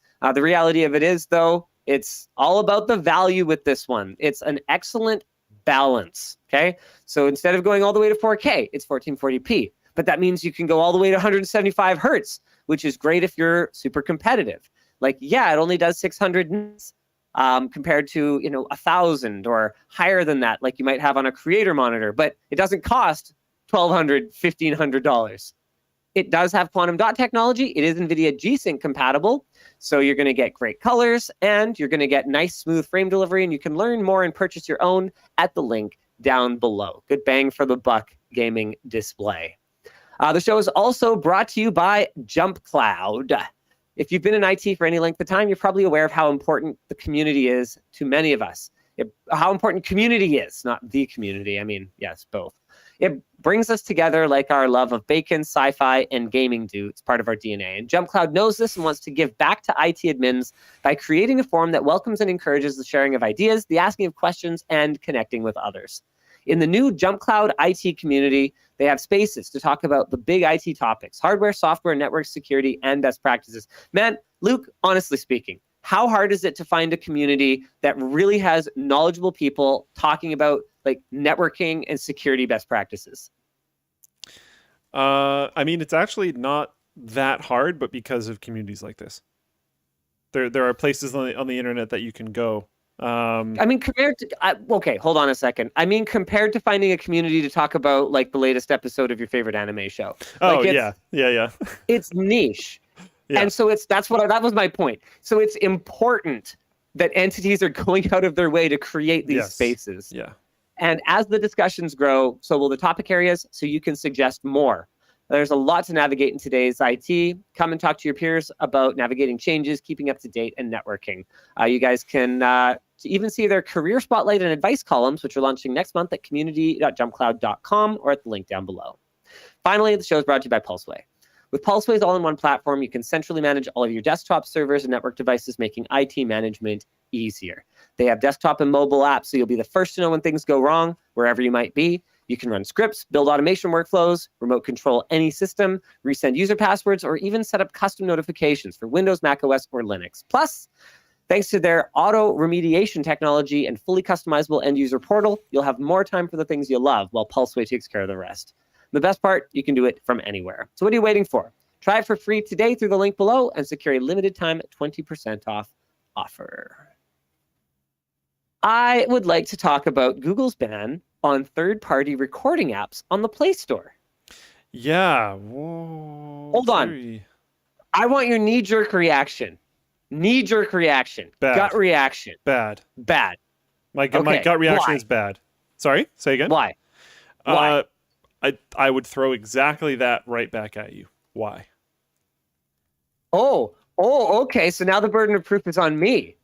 No, why would you remove it? There are a lot of places where it's only one person is required to consent to the recording of a call. Like genuinely extremely large amounts of places, you only have to have one person required to consent to recording of a call. Does the legality of single party consent make it right? I don't know, but like, why would they remove it? I don't know. Well, I mean, okay, let's talk about. Man, I was reading a really interesting. Like, what if you want to record a call and you're? So I think what you were just talking about is like, does the legality of it make it not morally okay? Well, I think there's scenarios where you would want to record something and the person that is being recorded would not give you consent, but you are still in the right to get this thing recorded. But there's also situations where it'd be very bad to record someone without their consent, et cetera, et cetera. So that's a crazy rabbit hole that I don't really want to go down. But completely removing the functionality of two people both consenting to being recorded, being able to record their call is just like, why? Why would you do that? I don't get it. And like, if you're a big company or something like that, you're going to find a way to record your phone calls regardless. So like if you're super nefarious, if you're like really trying to do like bad, evil things by recording phone calls, you're going to find a way to record that phone call regardless. Spoiler alert, it's incredibly easy. You don't need one of these apps. So like all you're really stopping is extreme laymen, which in a lot of those situations, I feel like they would have consent on both sides. So I don't really get the point. If someone's actually trying to like do something planned out that's like really not good. They're going to find the extremely obvious ways to do this without one of these apps. Okay. I read a really interesting article before the WAN show today that was not about tech at all. It was about front license plates. Okay. The arguments for front license plates. Well, first let's start with the arguments against front license plates. They make your car look subjectively uglier. Okay, that's one of the big ones. And privacy advocates argue that front license plates make it much easier to track the comings and goings of the greater populace and create models that could anticipate their move, or that could monitor and then anticipate their movements. These are the arguments for the removal of front license plates. All right. The arguments for maintaining front license plates are taxation revenue. So obviously this is an argument that's made at like a government level, not to individual users, or not taxation, but ticketing revenue, right? As well as I mean, you also have to buy the plate, right? So I think it's law a little bit of enforcement. both. Well, hold on, we're getting there. Hold on. These are the arguments for why we should keep them. And basically, it's better law enforcement, so easier to track down a vehicle when you can identify it both coming and going. So that's the pro and the con. Increased government revenue from more accurate law enforcement, essentially, really. But then what's great is that this org, front license plate, I forget what it was called, like front license plate orgs of some sort, is actually owned by 3M, who is one of the largest license plate manufacturers in the US. Lobbying, yeah. Yeah, right. So here is why I think that this article was really interesting and applicable to what we're talking about now. This privacy versus utility sort of, whose privacy is more important, okay? The privacy of someone on the other end of the line who may or may not have given consent, where the laws may or may not exist to protect that person, right? Is that person's privacy a priority? Why does the law necessarily matter? And if that person's privacy isn't a priority, well, what about the non-privacy rights of whoever it is who is recording the call that might be violated, right? Like maybe the person who wants to record this call shouldn't give like two shit about the privacy of their employer who is breaking the law by coercing them into working unpaid hours or whatever the case may be. Two wrongs don't make a right, I guess, or do they? Or like, whose right is more important? And I think that the only conclusion we can really come to here is that legality aside, from an ethical standpoint, this is an extremely gray area.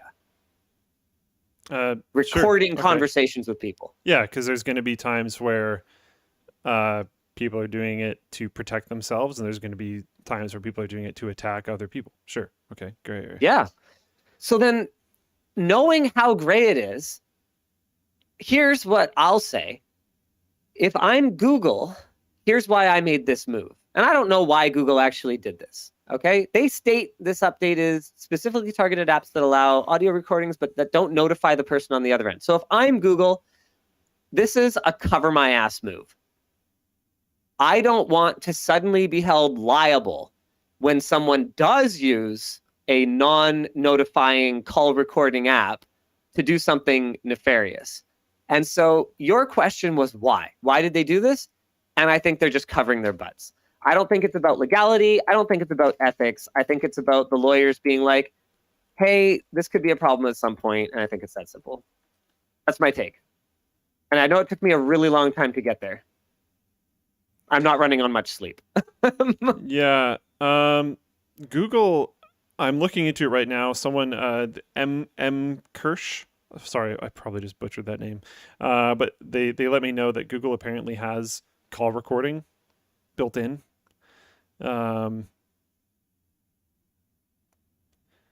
And it looks like you can. On an Android device, open the voice app. At the top left, tap the hamburger button and click on settings. And then under calls, turn on incoming call options, and then you have the option to record a call. To start recording, tap 4. Okay, so with their recording thing, all participants will hear an announcement that the recording has begun. I wonder if you can start the recording before the person has picked up. I don't know. Interesting. I doubt it. I would think it would be a little smarter than that. And honestly, like, in some cases, there are situations where I wouldn't want the other party to know that I'm recording the call, because as soon as they know that I'm recording the call, they're not going to engage in whatever unethical or illegal behavior. You can extremely easily do that, like I already brought up. Like banning these apps doesn't stop people from recording calls. It does. Well, here's what it does do, is it does lower the barrier to entry. It's kind of like apps that have permissions that don't allow you to screen capture them, like a password app that doesn't allow, like, obviously you can get around it by just taking a picture of the screen of the phone with another device. But what it does is it increases the barrier to entry for, casual miscreants, I guess is what I would say. Right. Yeah. The topmost dog in Twitch says call recording should be an accessibility feature. I use it because I have memory consolidation issues and often need to refer back to a call recording to take notes. 100%. I'm on the same page. Like, if I just could have a setting on my phone that's just like, just record every conversation that I have, I would just use that. Whenever I have calls with people at work, if they're like, hey, can Floatplane make this new thing?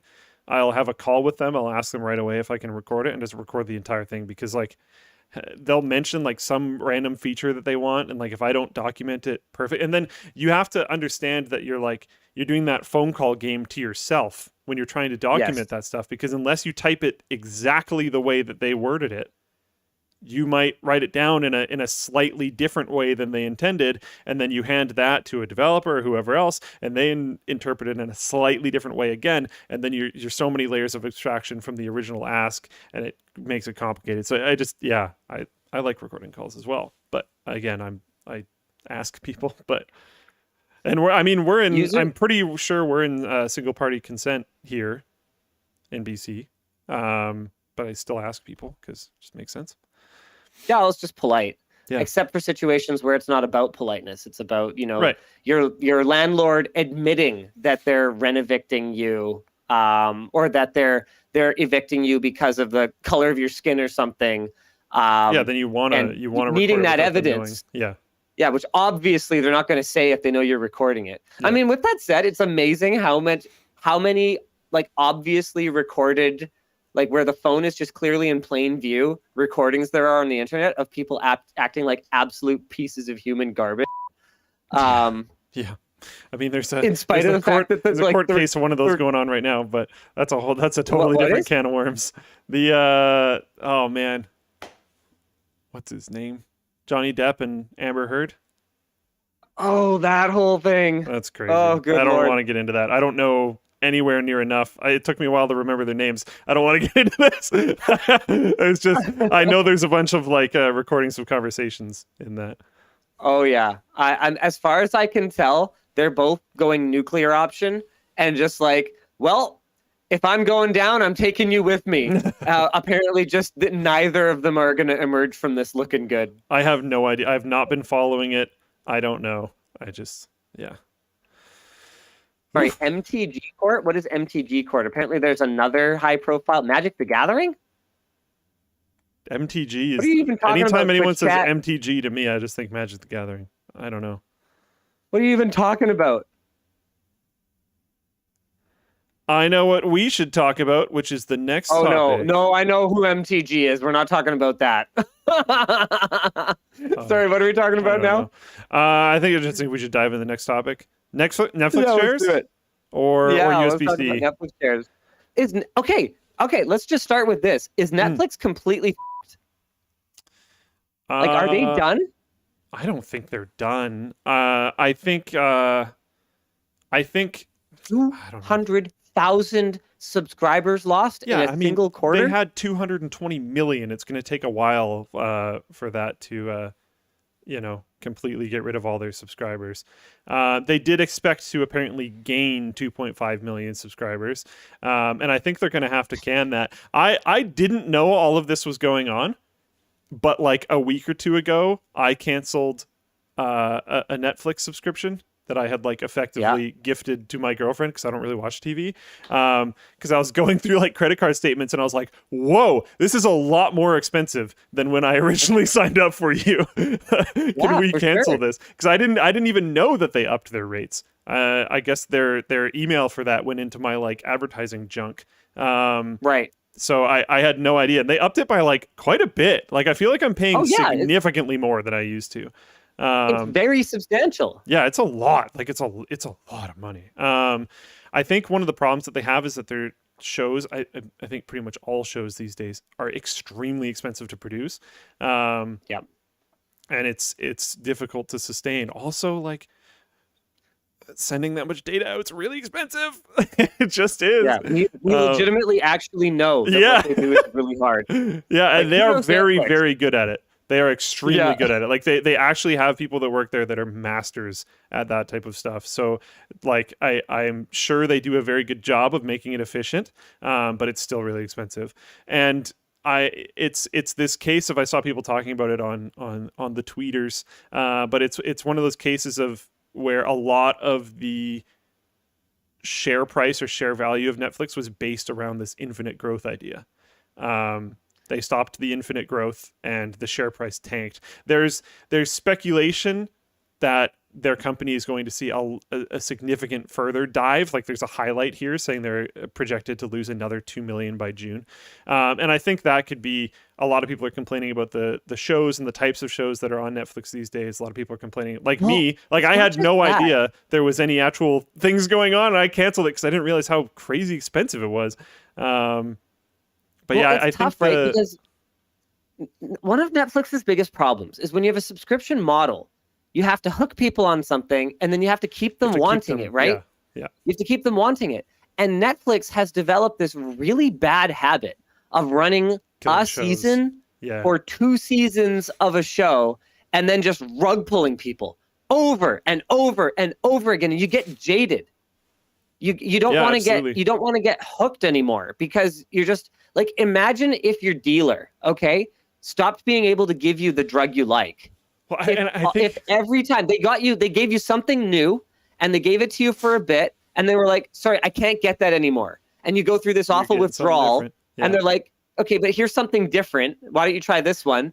And you're like, okay, all right. Yeah, I could get into this. I like that. But boom, cold turkey, withdrawal. Like, it's not a good cycle. People don't want that.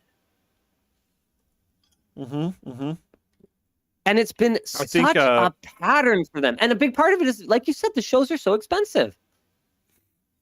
I feel like I've always been a little jaded with TV shows since I was a Firefly fan, right? And that got canceled when it really shouldn't have been. And ever since then, I'm just like, I don't really want to get attached to a show. I don't know. There's some shows every once in a blue moon, like Kim's Convenience. I actually really liked Kim's Convenience. It wasn't like, it didn't blow my hair back, but it was a nice, happy, positive, have in the background while you do other things type of kind of show. But like, I don't know. It's just, it's very expensive these days. And we're running into, I mean, not to get into this type of stuff, but like, inflation is kind of popping off right now. There's that whole, like, the world runs on a 90-day food cycle thing. The war in Ukraine has been going on for X amount of days. Ukraine and Russia produce such a massive percentage of the world's grain. Overall calories available to the world is going to go down by quite a bit. Inflation's already cranked up. When food prices almost inevitably go up, it's going to be even worse, all this kind of stuff. So, like, the crunch on people is very, very intense right now. And you have Netflix, which, like, we can all live without, jumping their costs up very significantly. While I don't know this because I don't watch, but I'm seeing a lot of people argue. I have no idea what the substance behind this is, but I've seen a lot of people argue that the quality of the shows is maybe going down, or maybe the shows that they liked are getting canceled or whatever else. And it's not a feel good time. It's no longer honeymoon period for Netflix. They have a huge amount of other competition. The shows are tenuous, and the costing is going way, way, way up. So it's, yeah. And you know what? Here's another problem. All I'm doing is pointing out problems. I'm not actually coming up with any solutions, because if they did the opposite of what they're doing now, I described starting shows and ending them prematurely as rug pulling. But you know what the opposite of that is? Beating dead horses. It's The Simpsons. Yeah. Apparently The Simpsons is like good this season or something. I haven't watched it yet. I will. Too many seasons. You should end it when it's still good, right? Yeah. Right, exactly. So how is there any way to win? And you know, this is how we end up with how many Marvel movies are we up to? Like 30 movies in a cinematic universe. This is how we end up with the stupid Boba Fett series, which is like, well, people like Mandalorian. I guess we'll just make more of that. Yeah.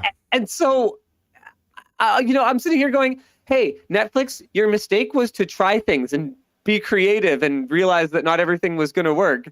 Like, no, actually, that's good. That's a force for good. Crap, right? Like, I don't have a solution for them.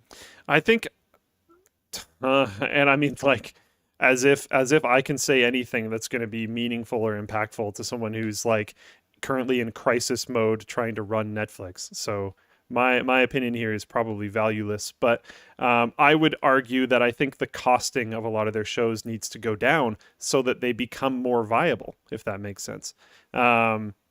If you can produce these shows, because I've heard some of the numbers, I don't remember off the top of my head right now, but I've heard some of the per episode numbers for how much it costs to make one of these shows, and it's huge, like terrifyingly huge. And if they could significantly drop that, like very significantly drop that, which I think they could for a lot of different shows, because you don't need cinematic marvels for every single show that's on Netflix. There could be some more basic stuff, right? Like some of my favorite movies, it's basically like apartment rooms and like convenience stores. Like these are not expensive places to film in. And if you try to make more stuff like that, which is cheaper to produce, it's not as much of a burden to keep it going for the fans that do like it. So I feel like they've gotten caught in this trap of like, well, we're always growing. The stock is really strong. Let's just keep pumping these like basically huge lattice of Halo product type shows. And then when they don't work, just can them. And I think people are just a little jaded about that. Yeah, someone mentioned The Office. Yeah, one of the most successful, still watched, incredibly intensely popular shows of all time is filmed in like an office building. Yep. Sure, they have a few episodes here or there which are quite extravagant, but a lot of it is just people sitting around in an office building. Like you can create fantastic stuff with not the insane budget that they have now. And I think that should have been more of a focus, significantly more in the past. I don't know what can necessarily save them now. A lot of people are pointing out, hey, Linus, like there's a middle ground here, and you're right. You should end the show while it's still good, rather than canceling it when you couldn't make it work. Like wrapping things up, giving people closure is something we don't get nearly enough of in TV series these days. That's totally true, and that's totally fair. But it is one of those things that's really hard to get right when you have all these conflicting voices in your ear, right? Oh, yeah. You've got your shareholders going like this. I'm sorry, did you just stop making something that is like making tons of money and driving the stock up? And then you've got viewers going, hey, did you just cancel something I still enjoyed watching? And you're sitting here going, yeah, but from an artistic standpoint, this was the best thing to do. Trust me, in the long term, this will be better for you. And people don't necessarily want what's good for them. And it's really tough, right? It's tough. It's hard to get right is all I have to say about that. Yeah, Chaos 5 mentioned the other issue is other streaming companies are putting out stuff too. Yeah, I mentioned that. There's lots of competition for Netflix now, and for almost Netflix's entire life, there was none. Like it was Netflix had this extremely long run of practically no competition, which was stunning to me for years. because it just made no sense to me. Like when Disney started putting shows on Netflix, I was just straight up stunned. Like the fact that they didn't just make their own, it was astonishing. I mean, to me. hold on a second, Luke. It costs $250 million to make a video streaming platform. So I can see why they. Hey, no, it does. It does. That? Yes, no, it does. Pay us Okay, that. Please. I don't think it's in the doc. Do you want to just grab an article and put it up so people can tell what the heck we're talking about? Yeah, I mean, I can talk about it without throwing that up, but I can try to find one at the same time. CNN Plus, the most amazing streaming service ever made, lasted for 3 months. Apparently, it cost them. I'm trying to find a document right now. Yeah, the Washington Post says it was $100 million. I read somewhere else that it was $250 million. Who knows? But it was in the three-digit millions of dollars to produce this streaming service that lasted for 3 weeks. I read a lot of this is just stuff that I read. I didn't witness it perfectly or personally because I mean, if I'm canceling Netflix, there's no way I'm subscribing to CNN. 3 weeks, Luke. Apparently, it lasted 3 weeks. Did I say 3 months? I meant 3 weeks. Yeah. So it lasted 3 weeks. It apparently cost $250 million to make. There was a bunch of very grandiose statements, like apparently they were selling NFTs of like the first minute of CNN Plus because they were like, this is the most monumental thing. I don't have a perfect quote. I don't have it in front of me, but something along the lines of, this is the most monumental thing that we've ever launched since the beginning of like CNN way back in the day. Clearly it wasn't. There was fewer than 10,000 subscribers. So, I mean, if you look at how much it's cost to get Floatplane going, you look at the amount of subscribers we got, dude, we're amazing. Yeah, I know. Can I just say, you guys are superstars right now because, guys, I had someone mad at me for bringing up that I employ 65 people. The purpose of it wasn't to brag. The purpose of it was to point out that, obviously there's $1 million flowing through here on a pretty regular basis. Even just the salaries per month of everyone, or not just salaries, I guess, but the payroll for everyone per month is like very substantial. There's going to have to be that much money flowing through the company.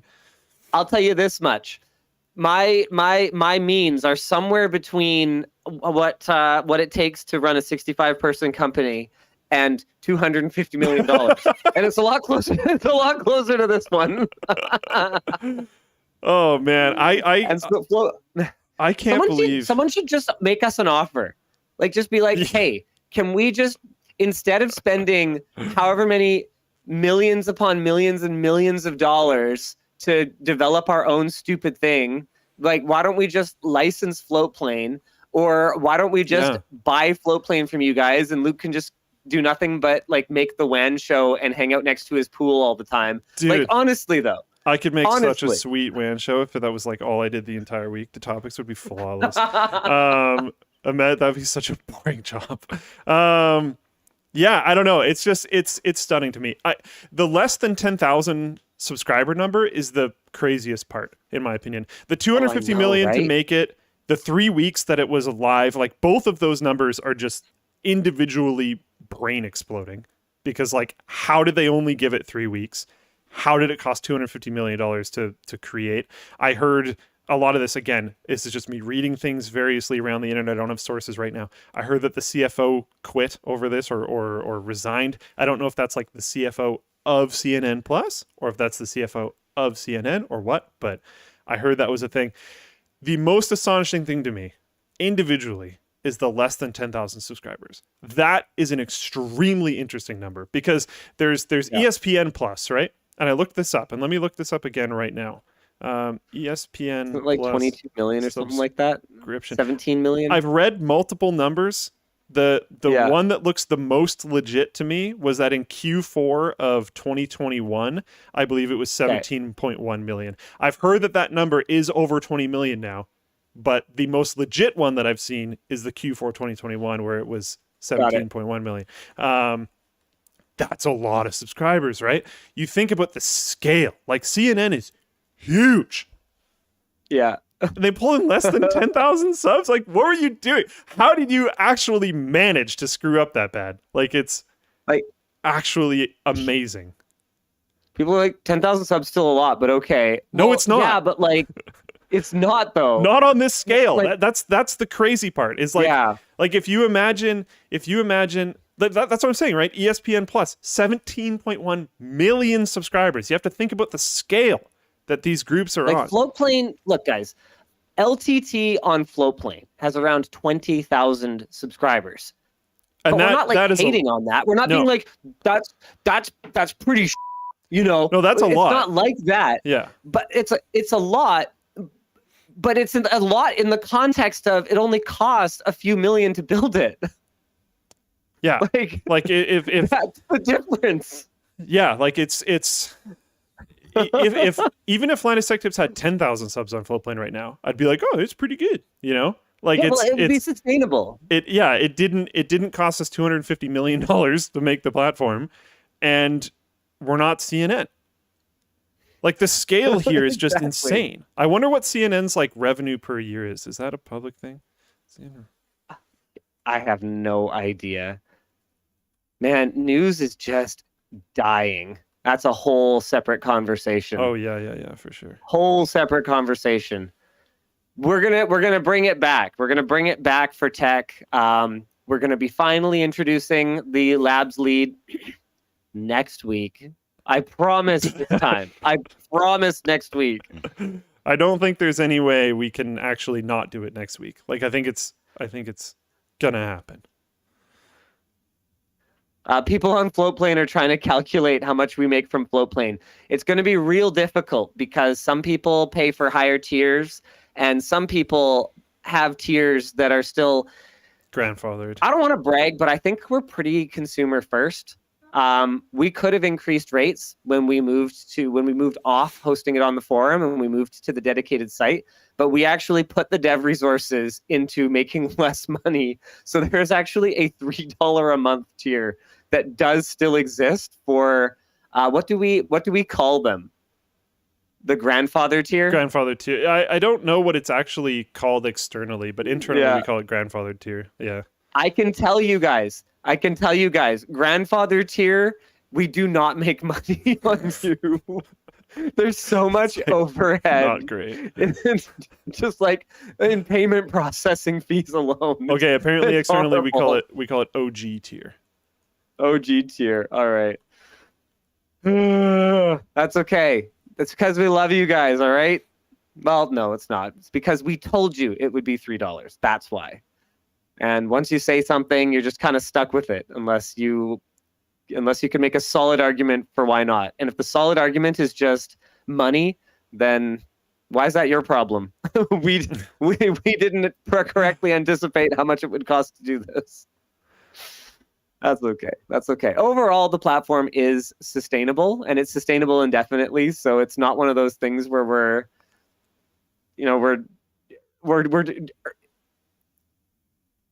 where it's dire. You know, we don't have to change anything. Yeah. So we're just going to keep doing what we do. All right. I'm All really right. trying to figure out how much money they make. There's this like one random website I found, but I can't really tell what it's saying. But CNN makes incredible amounts of money. Like 10,000 subscribers, even if those subscribers were paying like $100 a month, I don't think would be extremely impactful for CNN. They were looking for millions. They were not looking for under 10,000. So this like the level of failure that this was, I think even when people reacted, they're like, whoa, that's crazy. I think the level of failure was still lost on those people because this is really intense levels of failure. To the point where like I actually don't even understand how they managed to do it so poorly. Like I don't know how you could have a machine that's that big, that's hitting that many eyeballs, that's doing that many things, and you turn less than 10,000 subscribers. I mean, would you pay for CNN Plus? No. Maybe that's the problem. I don't know. But yeah. All right.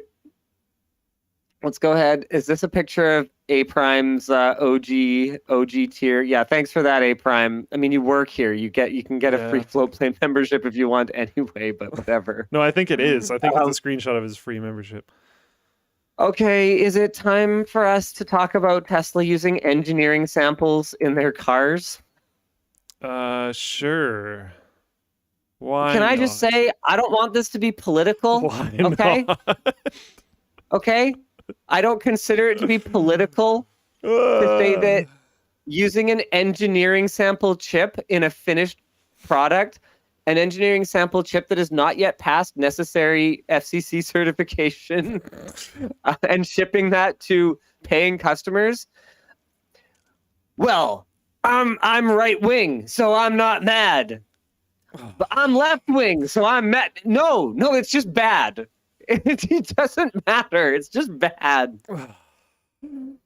According to Green the Only on Twitter, Tesla has been shipping engineering sample modem chips in all units of the Model S Plaid, Model 3s, and Model Ys.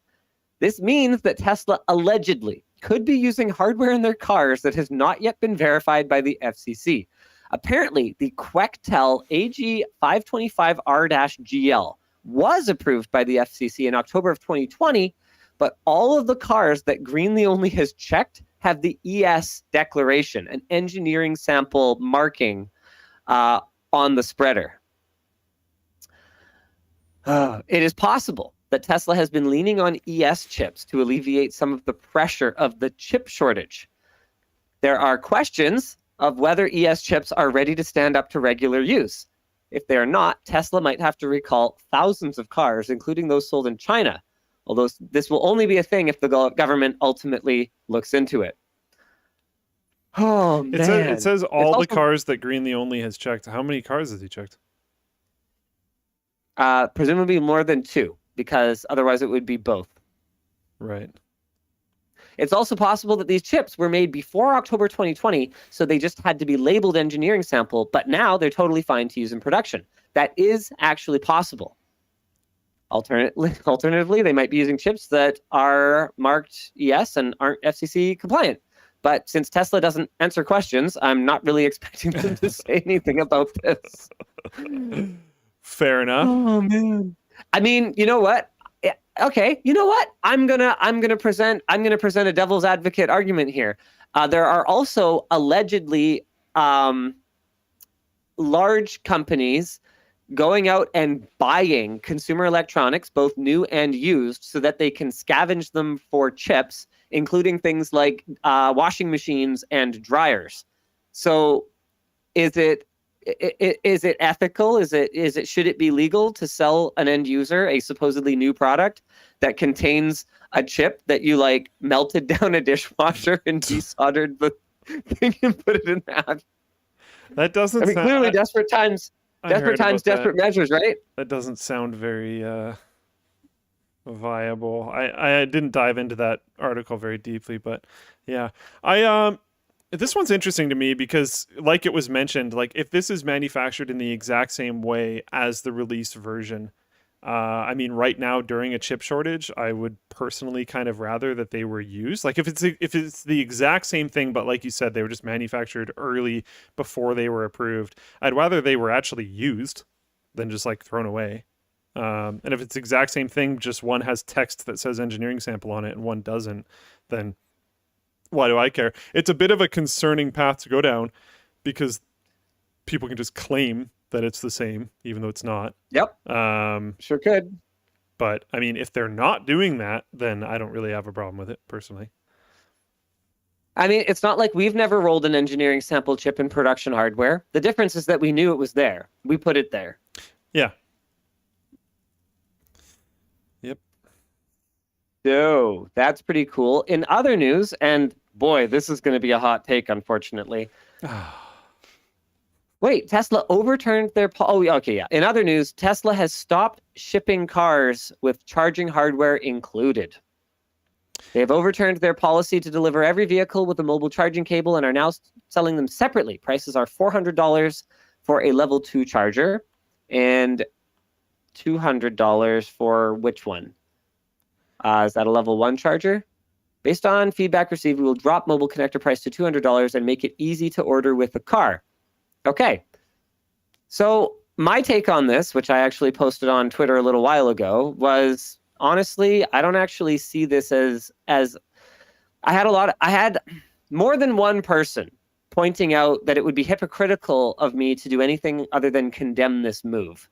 because I was so critical of Apple for pulling the charger from the That's iPhone. not the same thing. That's not the same thing at all. This is specifically a mobile charger. This is not the standard one that goes into your house. Oh no, The it mobile is. It's the only connector charger the that mobile is connector is included. not needed if you have a Tesla wall connector or use superchargers. Yeah, but you have to like buy those too. So basically, it means that out of the box, there is no way to charge your car Okay. as it is. But the reason that it's not comparable from my point of view is my issue with Apple was actually never really the removal of the charger. My issue was that they didn't alter the price, so they were just basically taking your money that they used to give you a charger for and just keeping it, and not being honest about it. They weren't upfront. They said, "This is about the environment, man. This is about saving the environment from all these extra chargers." But it was never about that. No. Never. It was about saving $1. And stop pretending that it was about saving the environment. Because if it was about saving the environment, they could have made it optional for you to get a charger. And it could have been the same price. That would have been about saving the environment. So Apple was just extremely disingenuous about it. The other difference is that an iPhone is a device that needs to be charged every day to be realistically used the way the average consumer would use it. A car, depending on your usage, might not need to be charged more often than once a week, once every 2 weeks, even once a month, depending on how much you drive it. And so you could conceivably make the argument that you could buy a Tesla and never actually own a charger for it.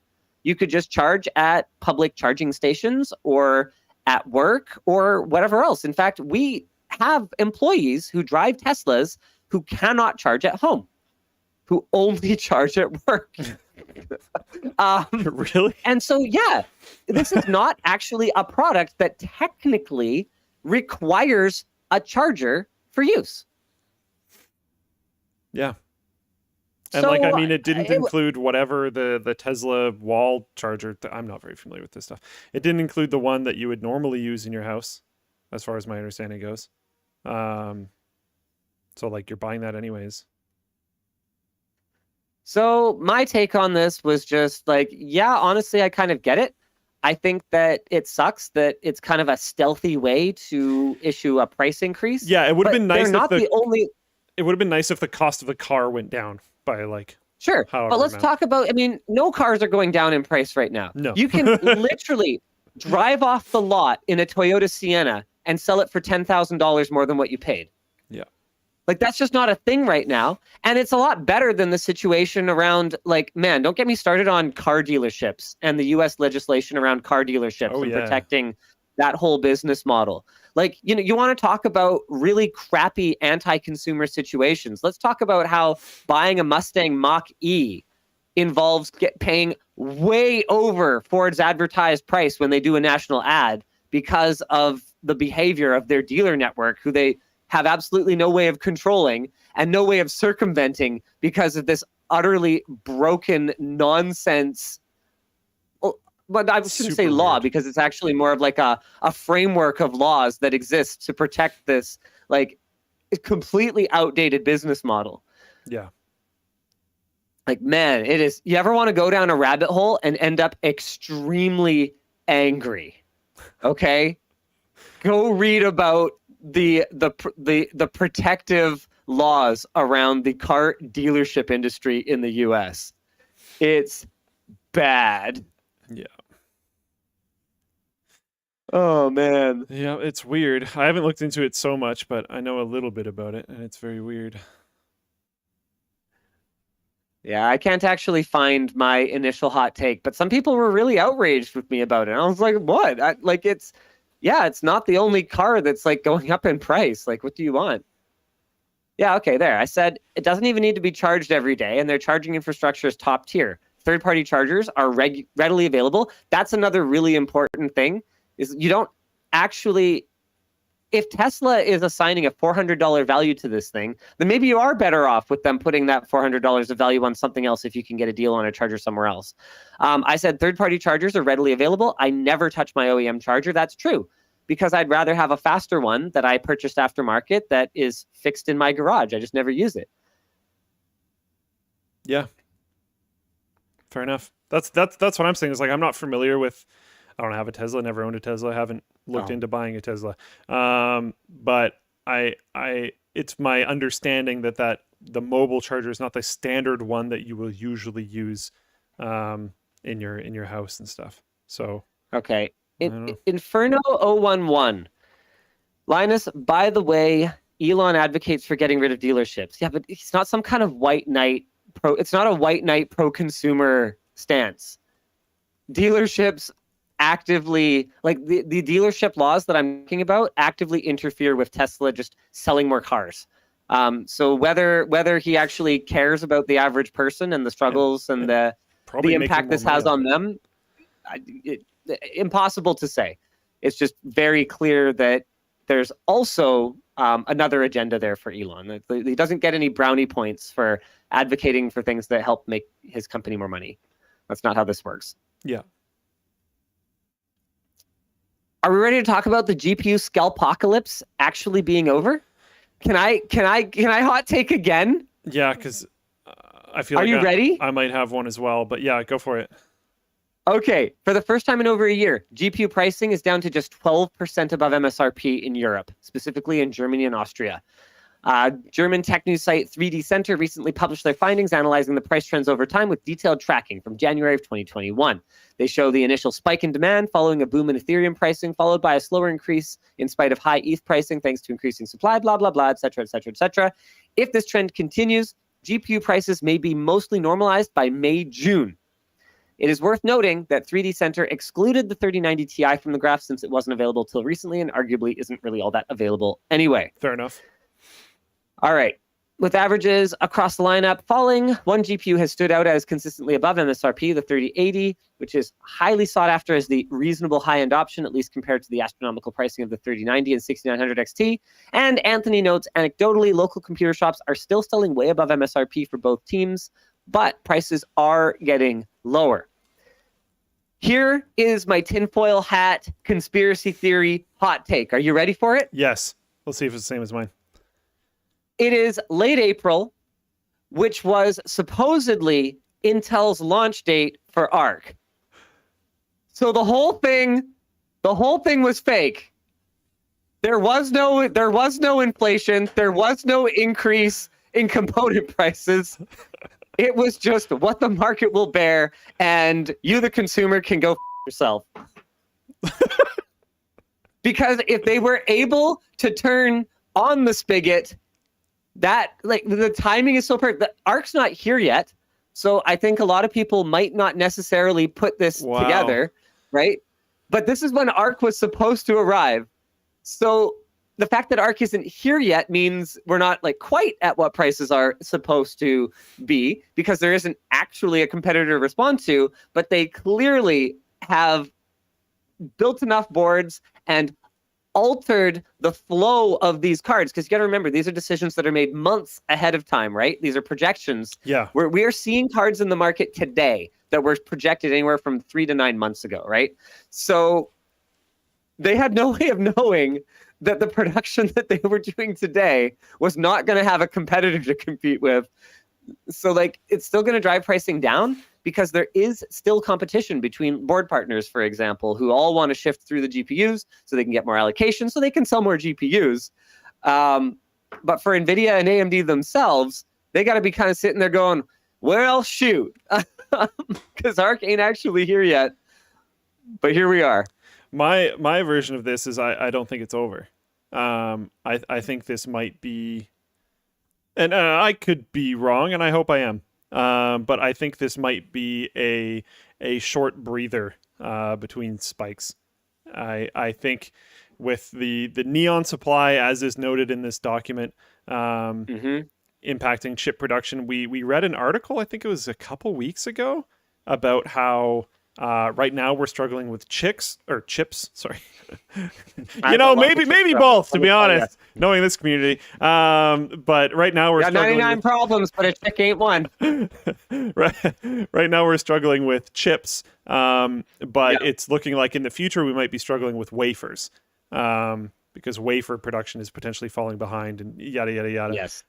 So like I have a feeling that we might be kind of finally like, okay, we have a little bit of a breather, and then people are going to go, oh, I can buy graphics cards again. Demand is going to potentially go back up because of that, and then we're going to run into this wafer trouble and this neon trouble and all this kind of stuff that's just looming around the corner. And I think we might spike back up in regards to GPU prices. Don't just like spend all your money on a GPU now and then scream at me in 6 months when the price doesn't go up. But I have a feeling it's not over. At the end of the day, though, you know, how things are priced. A GPU is sand, you know?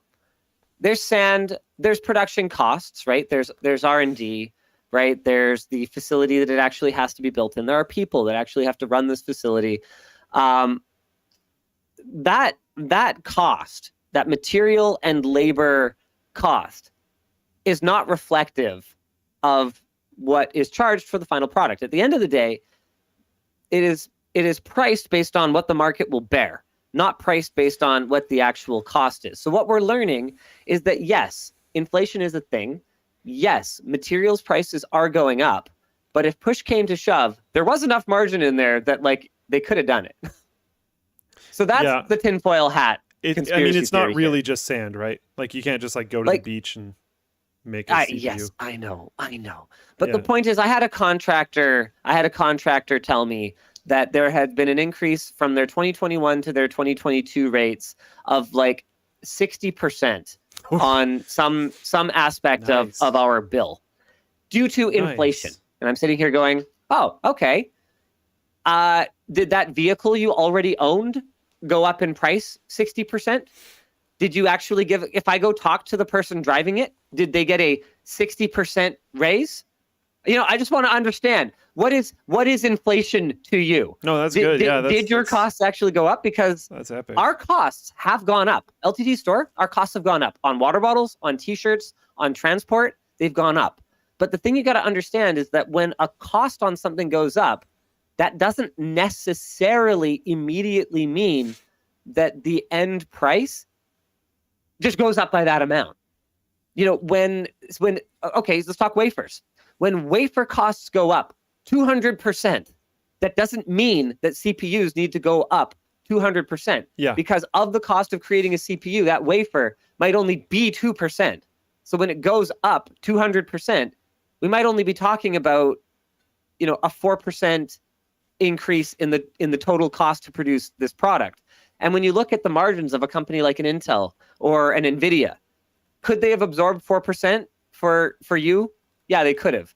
They sure as heck didn't need to, because you do the math the other way, right? If they actually do double the price, they are now making 96% more. Like it's, and I'm not saying those numbers are right. I'm saying that the truth is somewhere in between. Yeah, and everything that I listed was more of a like supply and demand situation, right? Like neon absolutely being less available is a supply and demand situation. The wafers, and that could raise costs. Yeah, and wafer production is very difficult. And like spinning up a new facility that can produce a wafer is not exactly the easiest thing ever. So there's going to be a supply and demand problem there as well. It's not necessary. The costs aren't going to necessarily go up because acquiring a single unit of this item became more expensive, but it's going to go up because like people are going to buy it pretty much regardless. So you just increase the price, just keep going up. That's how it works. All right. Well, we should do some merch messages. Yeah. Bell, are you there? Hello. He still is. I'm awake. I'm here. How you doing? Let's go through some merch messages. This first one's from Joshua. Yeah, and then let's cut this thing. From Joshua to Luke. Hey. You used to be named Slick. Yeah. Where did it come from and where did it go? Where did it come from, Cotton Eye Joe? Linus used to nickname everyone. Don't get us copyright striked. Oh, sorry, right. Linus used to nickname everyone. It was a thing. I feel like, honestly, they weren't that creative after mine. Calling Brandon B-roll was not exactly like, you know, the most innovative thing ever. But yeah, I was called Slick because of Oil Slick, because of my oil-cooled computer. Yeah. From and Nicholas. It went away because we collectively decided that nicknames were stupid. Yeah. Actually, there was a peasant uprising, and I was informed that nicknames are stupid. feel I wanted it to be kind of like these personas, you know, and it was supposed to be branding. So like Luke was slick because he was like the guy that's like crazy enough to build an oil PC, and Brandon was B-roll because he was like the guy with the B-roll, the guy that makes our video not suck, you know. Ed's nickname Diesel was just stupid. I forget. I think it's because I misread his name the first time I saw it. Yeah, I think you called him Diesel because you like read his name wrong or whatever. But yeah. From Nicholas, Linus, or Luke, what has been the biggest failure while making a video in terms of something not working, breaking, or maybe where the video had to be junked? Oh, it's got to be the one where I dropped the $10,000 CPU that delayed the project for like 3 months and cost me thousands of dollars to go out of pocket replace it. That was pretty brutal. I'm trying to think of. I don't know. I mean, there was the time that a sponsor basically threatened to sue us if we released the sponsored video we created for them. And we basically told them, like, we did what you said, you do need to pay. And then they went out of business like 6 months later. So that was interesting. That was fun. Back when I was making videos, I think junking them wasn't actually an option. So I don't think this really applies. Because if we had a massive failure, we would just film the massive failure and then release it. I mean, cold room water cooling was a failure.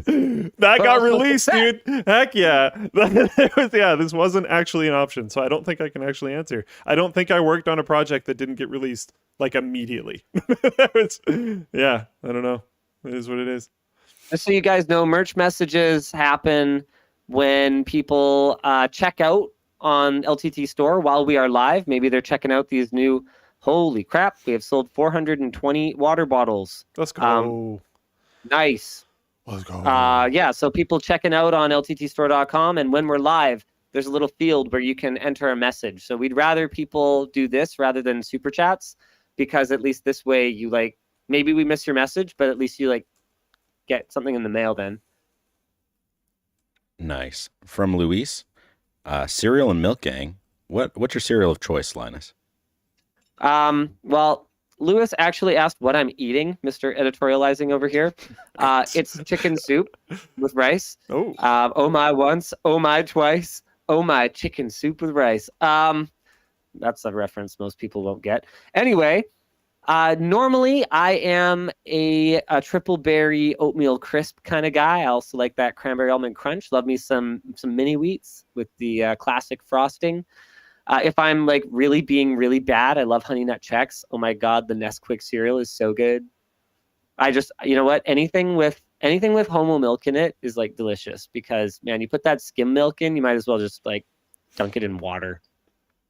I'm sorry, I'm anti-skim milk. Yeah, see, this is one of the few Hot arenas that Linus and I are actually on the opposite sides of when it comes to food. Usually we align almost exactly. But I like skim milk. I like skim milk because I was growing up on skim milk. I think that's kind of where the line gets created. Like if this is the one that you have for the first X amount of years of your life, you're probably not going to want to switch later on down the line. Yeah, I mean, if all you've ever had is like warm piss I knew it was to coming. drink, then why would you want apple juice? I knew it was coming. I think another part of it too is that I just don't really like milk in general. Like I don't enjoy it in any variety other than chocolate. Just like a glass of milk, I've never been into that in any form. So I think by not liking milk, having the least milky one probably makes the most sense. To be clear, I'm not a milk drinker either. I would never just like pour myself a glass of milk. No milk drinkers. Absolutely not. No milk drinkers. But yeah, I think I don't remember what the brand is, but it's like some lean crunch thing or something for my cereal.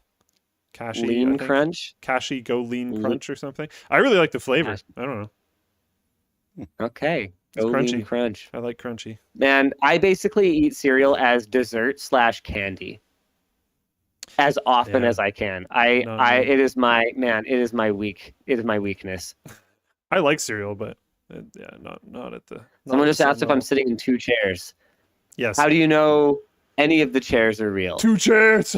How do you know anything's real?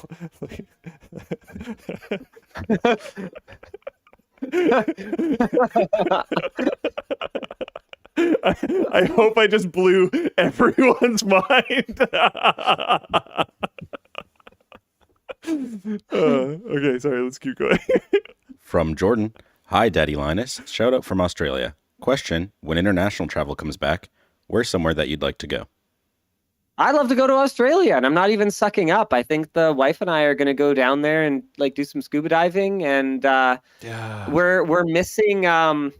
It's how ironic to go all the way to Australia to go to a concert for a local artist. We're going to go see Michael Bublé in Australia. That's funny. He like literally lives an hour from my house, and for some reason I'm going to fly 18 hours to watch him perform. From Are you just going to keep blowing people's minds here, Luke? Yeah. Yeah.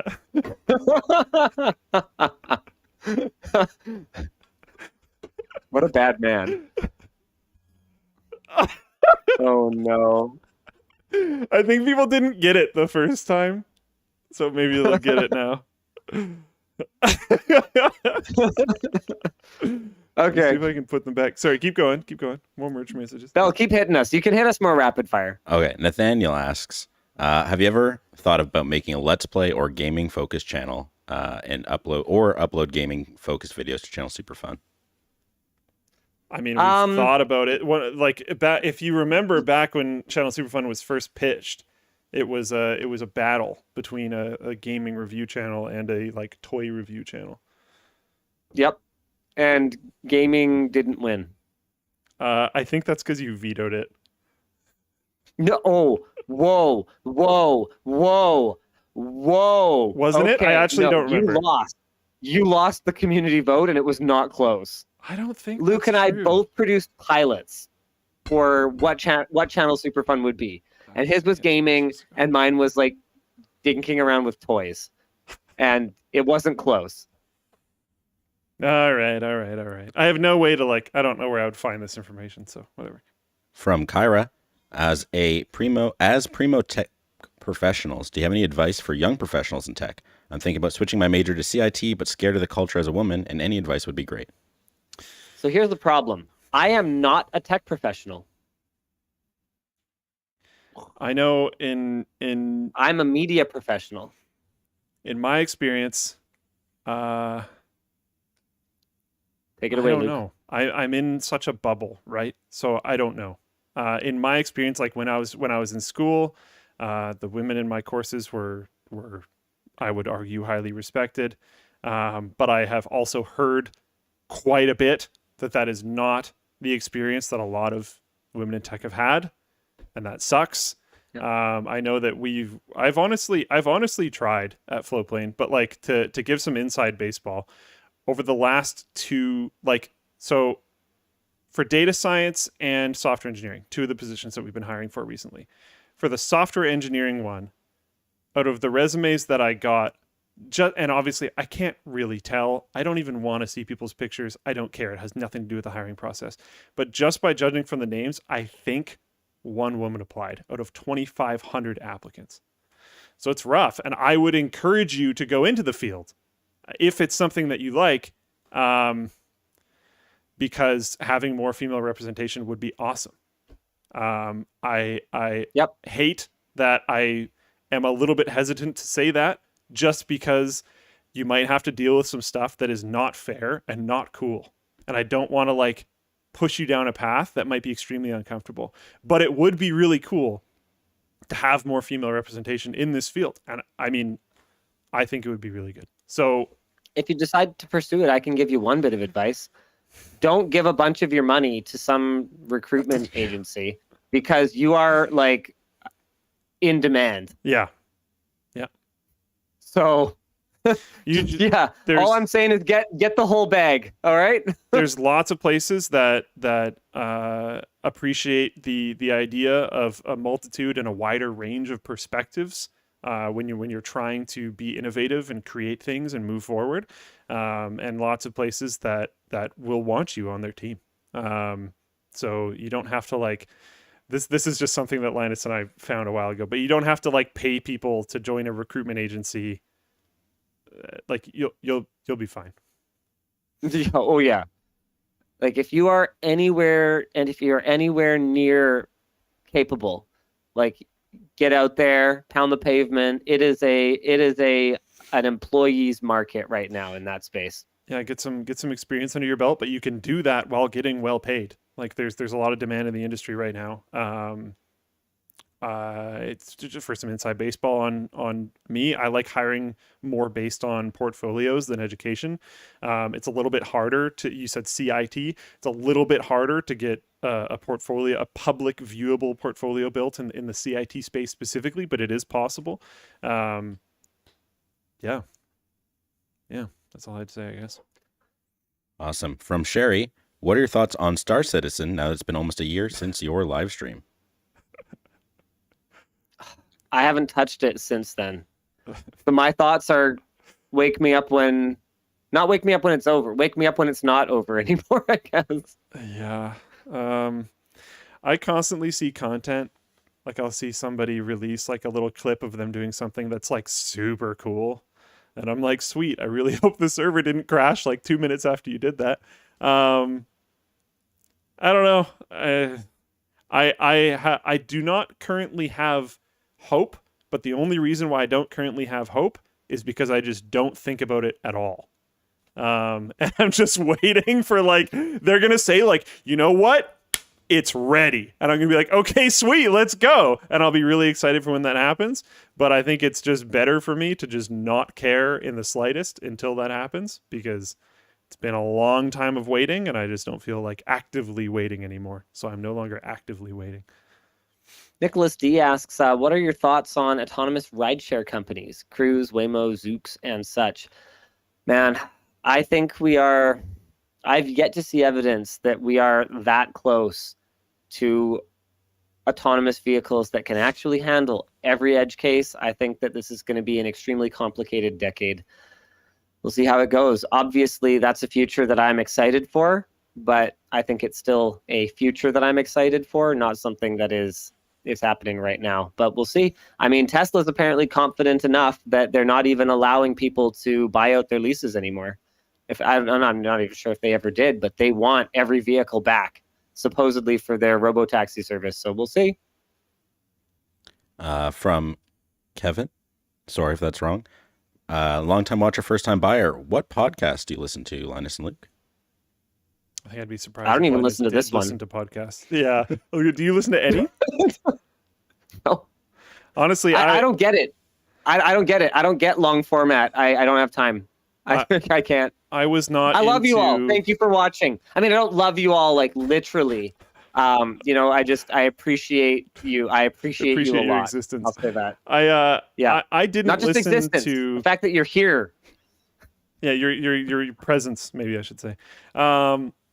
I didn't listen to podcasts either until very recently. I don't think it's too much of a mystery, but I added a little bit of poundage over the quarantine period, and I've been working quite a bit lately to lose said poundage and re-up a little bit of the muscle and stuff like that. And one of the things that I've been doing is I go for walk, run, jog, be active out in the field for an hour, and I've been listening to I've been listening to The Yard a lot and Past Gas, and I'm looking for other podcasts as well. I love that sentence out of context. I've been listening to The Yard a lot and Past Gas. Yeah, neither of them have you actually sound like a crazy person. Yeah, I don't know. I like them though. I try to time it, so I try to make sure that I'm out there, and some days I'll have more energy and some days I'll have less. But I'll try to make sure that I'm at least out there for an hour every time. And I listen for the hour, and then I usually try to make sure that I do a cool down period of 10 minutes every time. So technically I'm outside for an hour and 10 minutes, whatever. But my cool down period is purely walking just for 10 minutes. And then I go inside and I listen to the rest of the podcasts, while I'm having a shower or whatever. But I like the routine, and it has the listening to the podcast and getting notifications for new episodes. Like whenever I get a notification for a new episode of The Yard, it makes me more excited to go out for my 1 hour of field time, if that makes sense. Right. You can listen to the yard Yeah, so that's been cool. and pass some gas. But honestly, if I wasn't doing that, I don't think I'd listen to any podcasts. Podcasts and streams are two things that I've just never really, I just never really got it. I guess I don't know. But you do listen to They're Just Movies, Tech Linked, and the Yes. WAN Show, all available Yeah. where you listen to podcasts. Of course, yeah. I did figure out very recently that not only those, but oh right, no, you mentioned it, Tech Linked. I had no idea that Tech Linked was in podcast form. Yeah, It actually came up I didn't know that organically either. when it's I was perfect looking for through. podcast. It kind of makes sense because you can.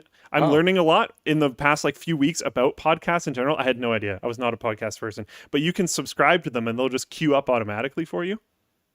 So yeah, if you're just going out like, yeah, okay, Tech Linked is super short, but it's just queued up. You don't have to like manipulate your phone in any way. It'll just play, and then once it's done, it'll play the next one.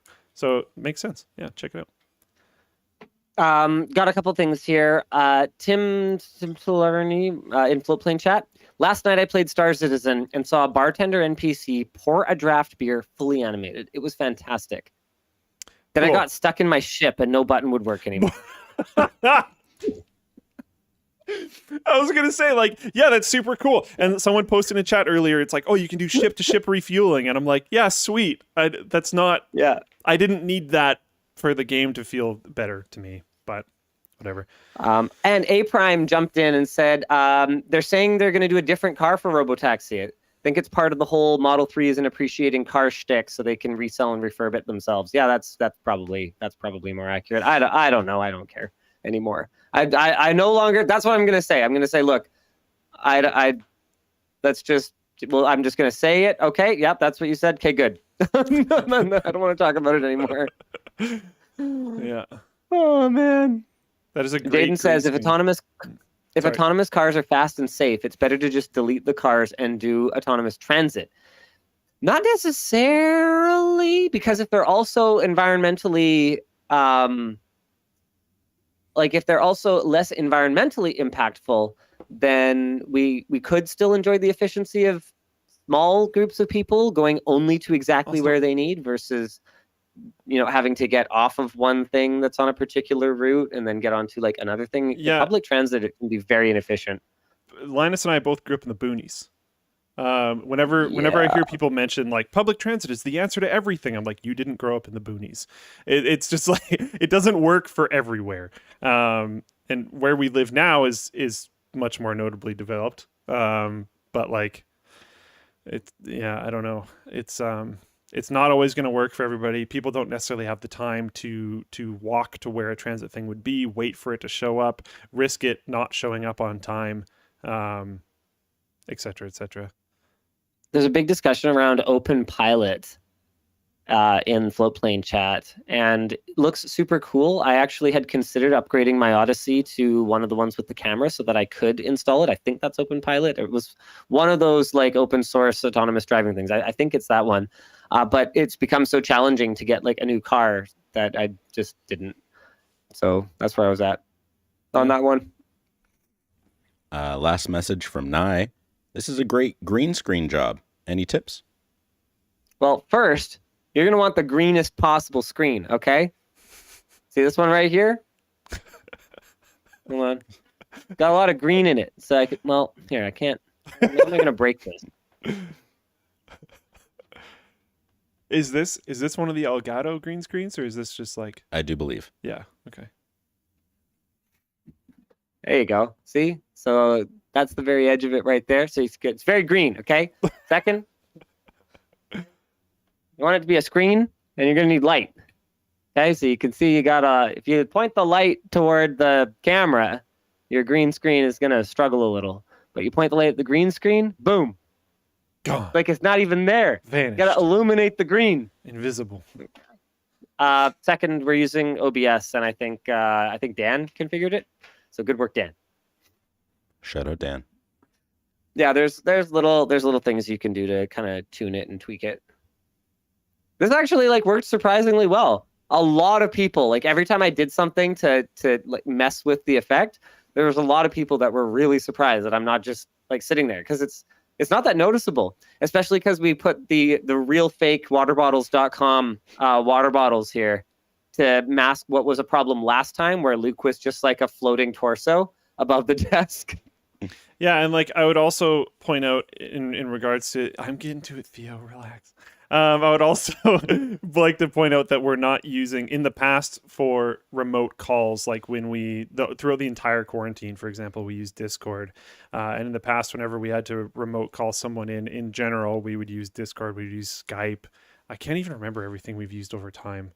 But we've used a bunch of different stuff, and it's always been pretty annoying because you have to like screen grab the call window, and whenever that person hangs up, it'll just like, I mean, you're screen grabbing, so it'll just show whatever's there, which can sometimes be problematic, and et cetera, et cetera. So we're using ping.gg, which is a new service that you can check out. And I mean, this was a fair bit of a stress test because the initial idea was that we were just going to use this to intro the new lead of labs, which so far has been delayed like every single week. But then we were like, instead of doing this really short segment where we're going to do that, we're actually going to use it for the entire show to call Linus in. And it's worked great the whole time. It's nice because instead of, like I said, screen grabbing, we just add a browser source and boom, it's there. So it's been good. It was stable the whole show. So that was good. All right, I think that's pretty much it. I think it's time to call it, ladies and gentlemen. Yeah. Hope you enjoyed the WAN show this week. We'll see you again next week. Same bad time, same bad channel. Oh, there's 4 merch messages in queue, but that have not actually shown yet. I'm sorry that you missed out on them. But hey, thanks for buying water bottles, guys. There's a lot of you who did it, and that's very nice. Enjoy your water. Bye. I actually can't kill the stream from here, and I can't roll. So like, you're in outro. charge. I can roll the outro, I think. Yeah. Bye-bye.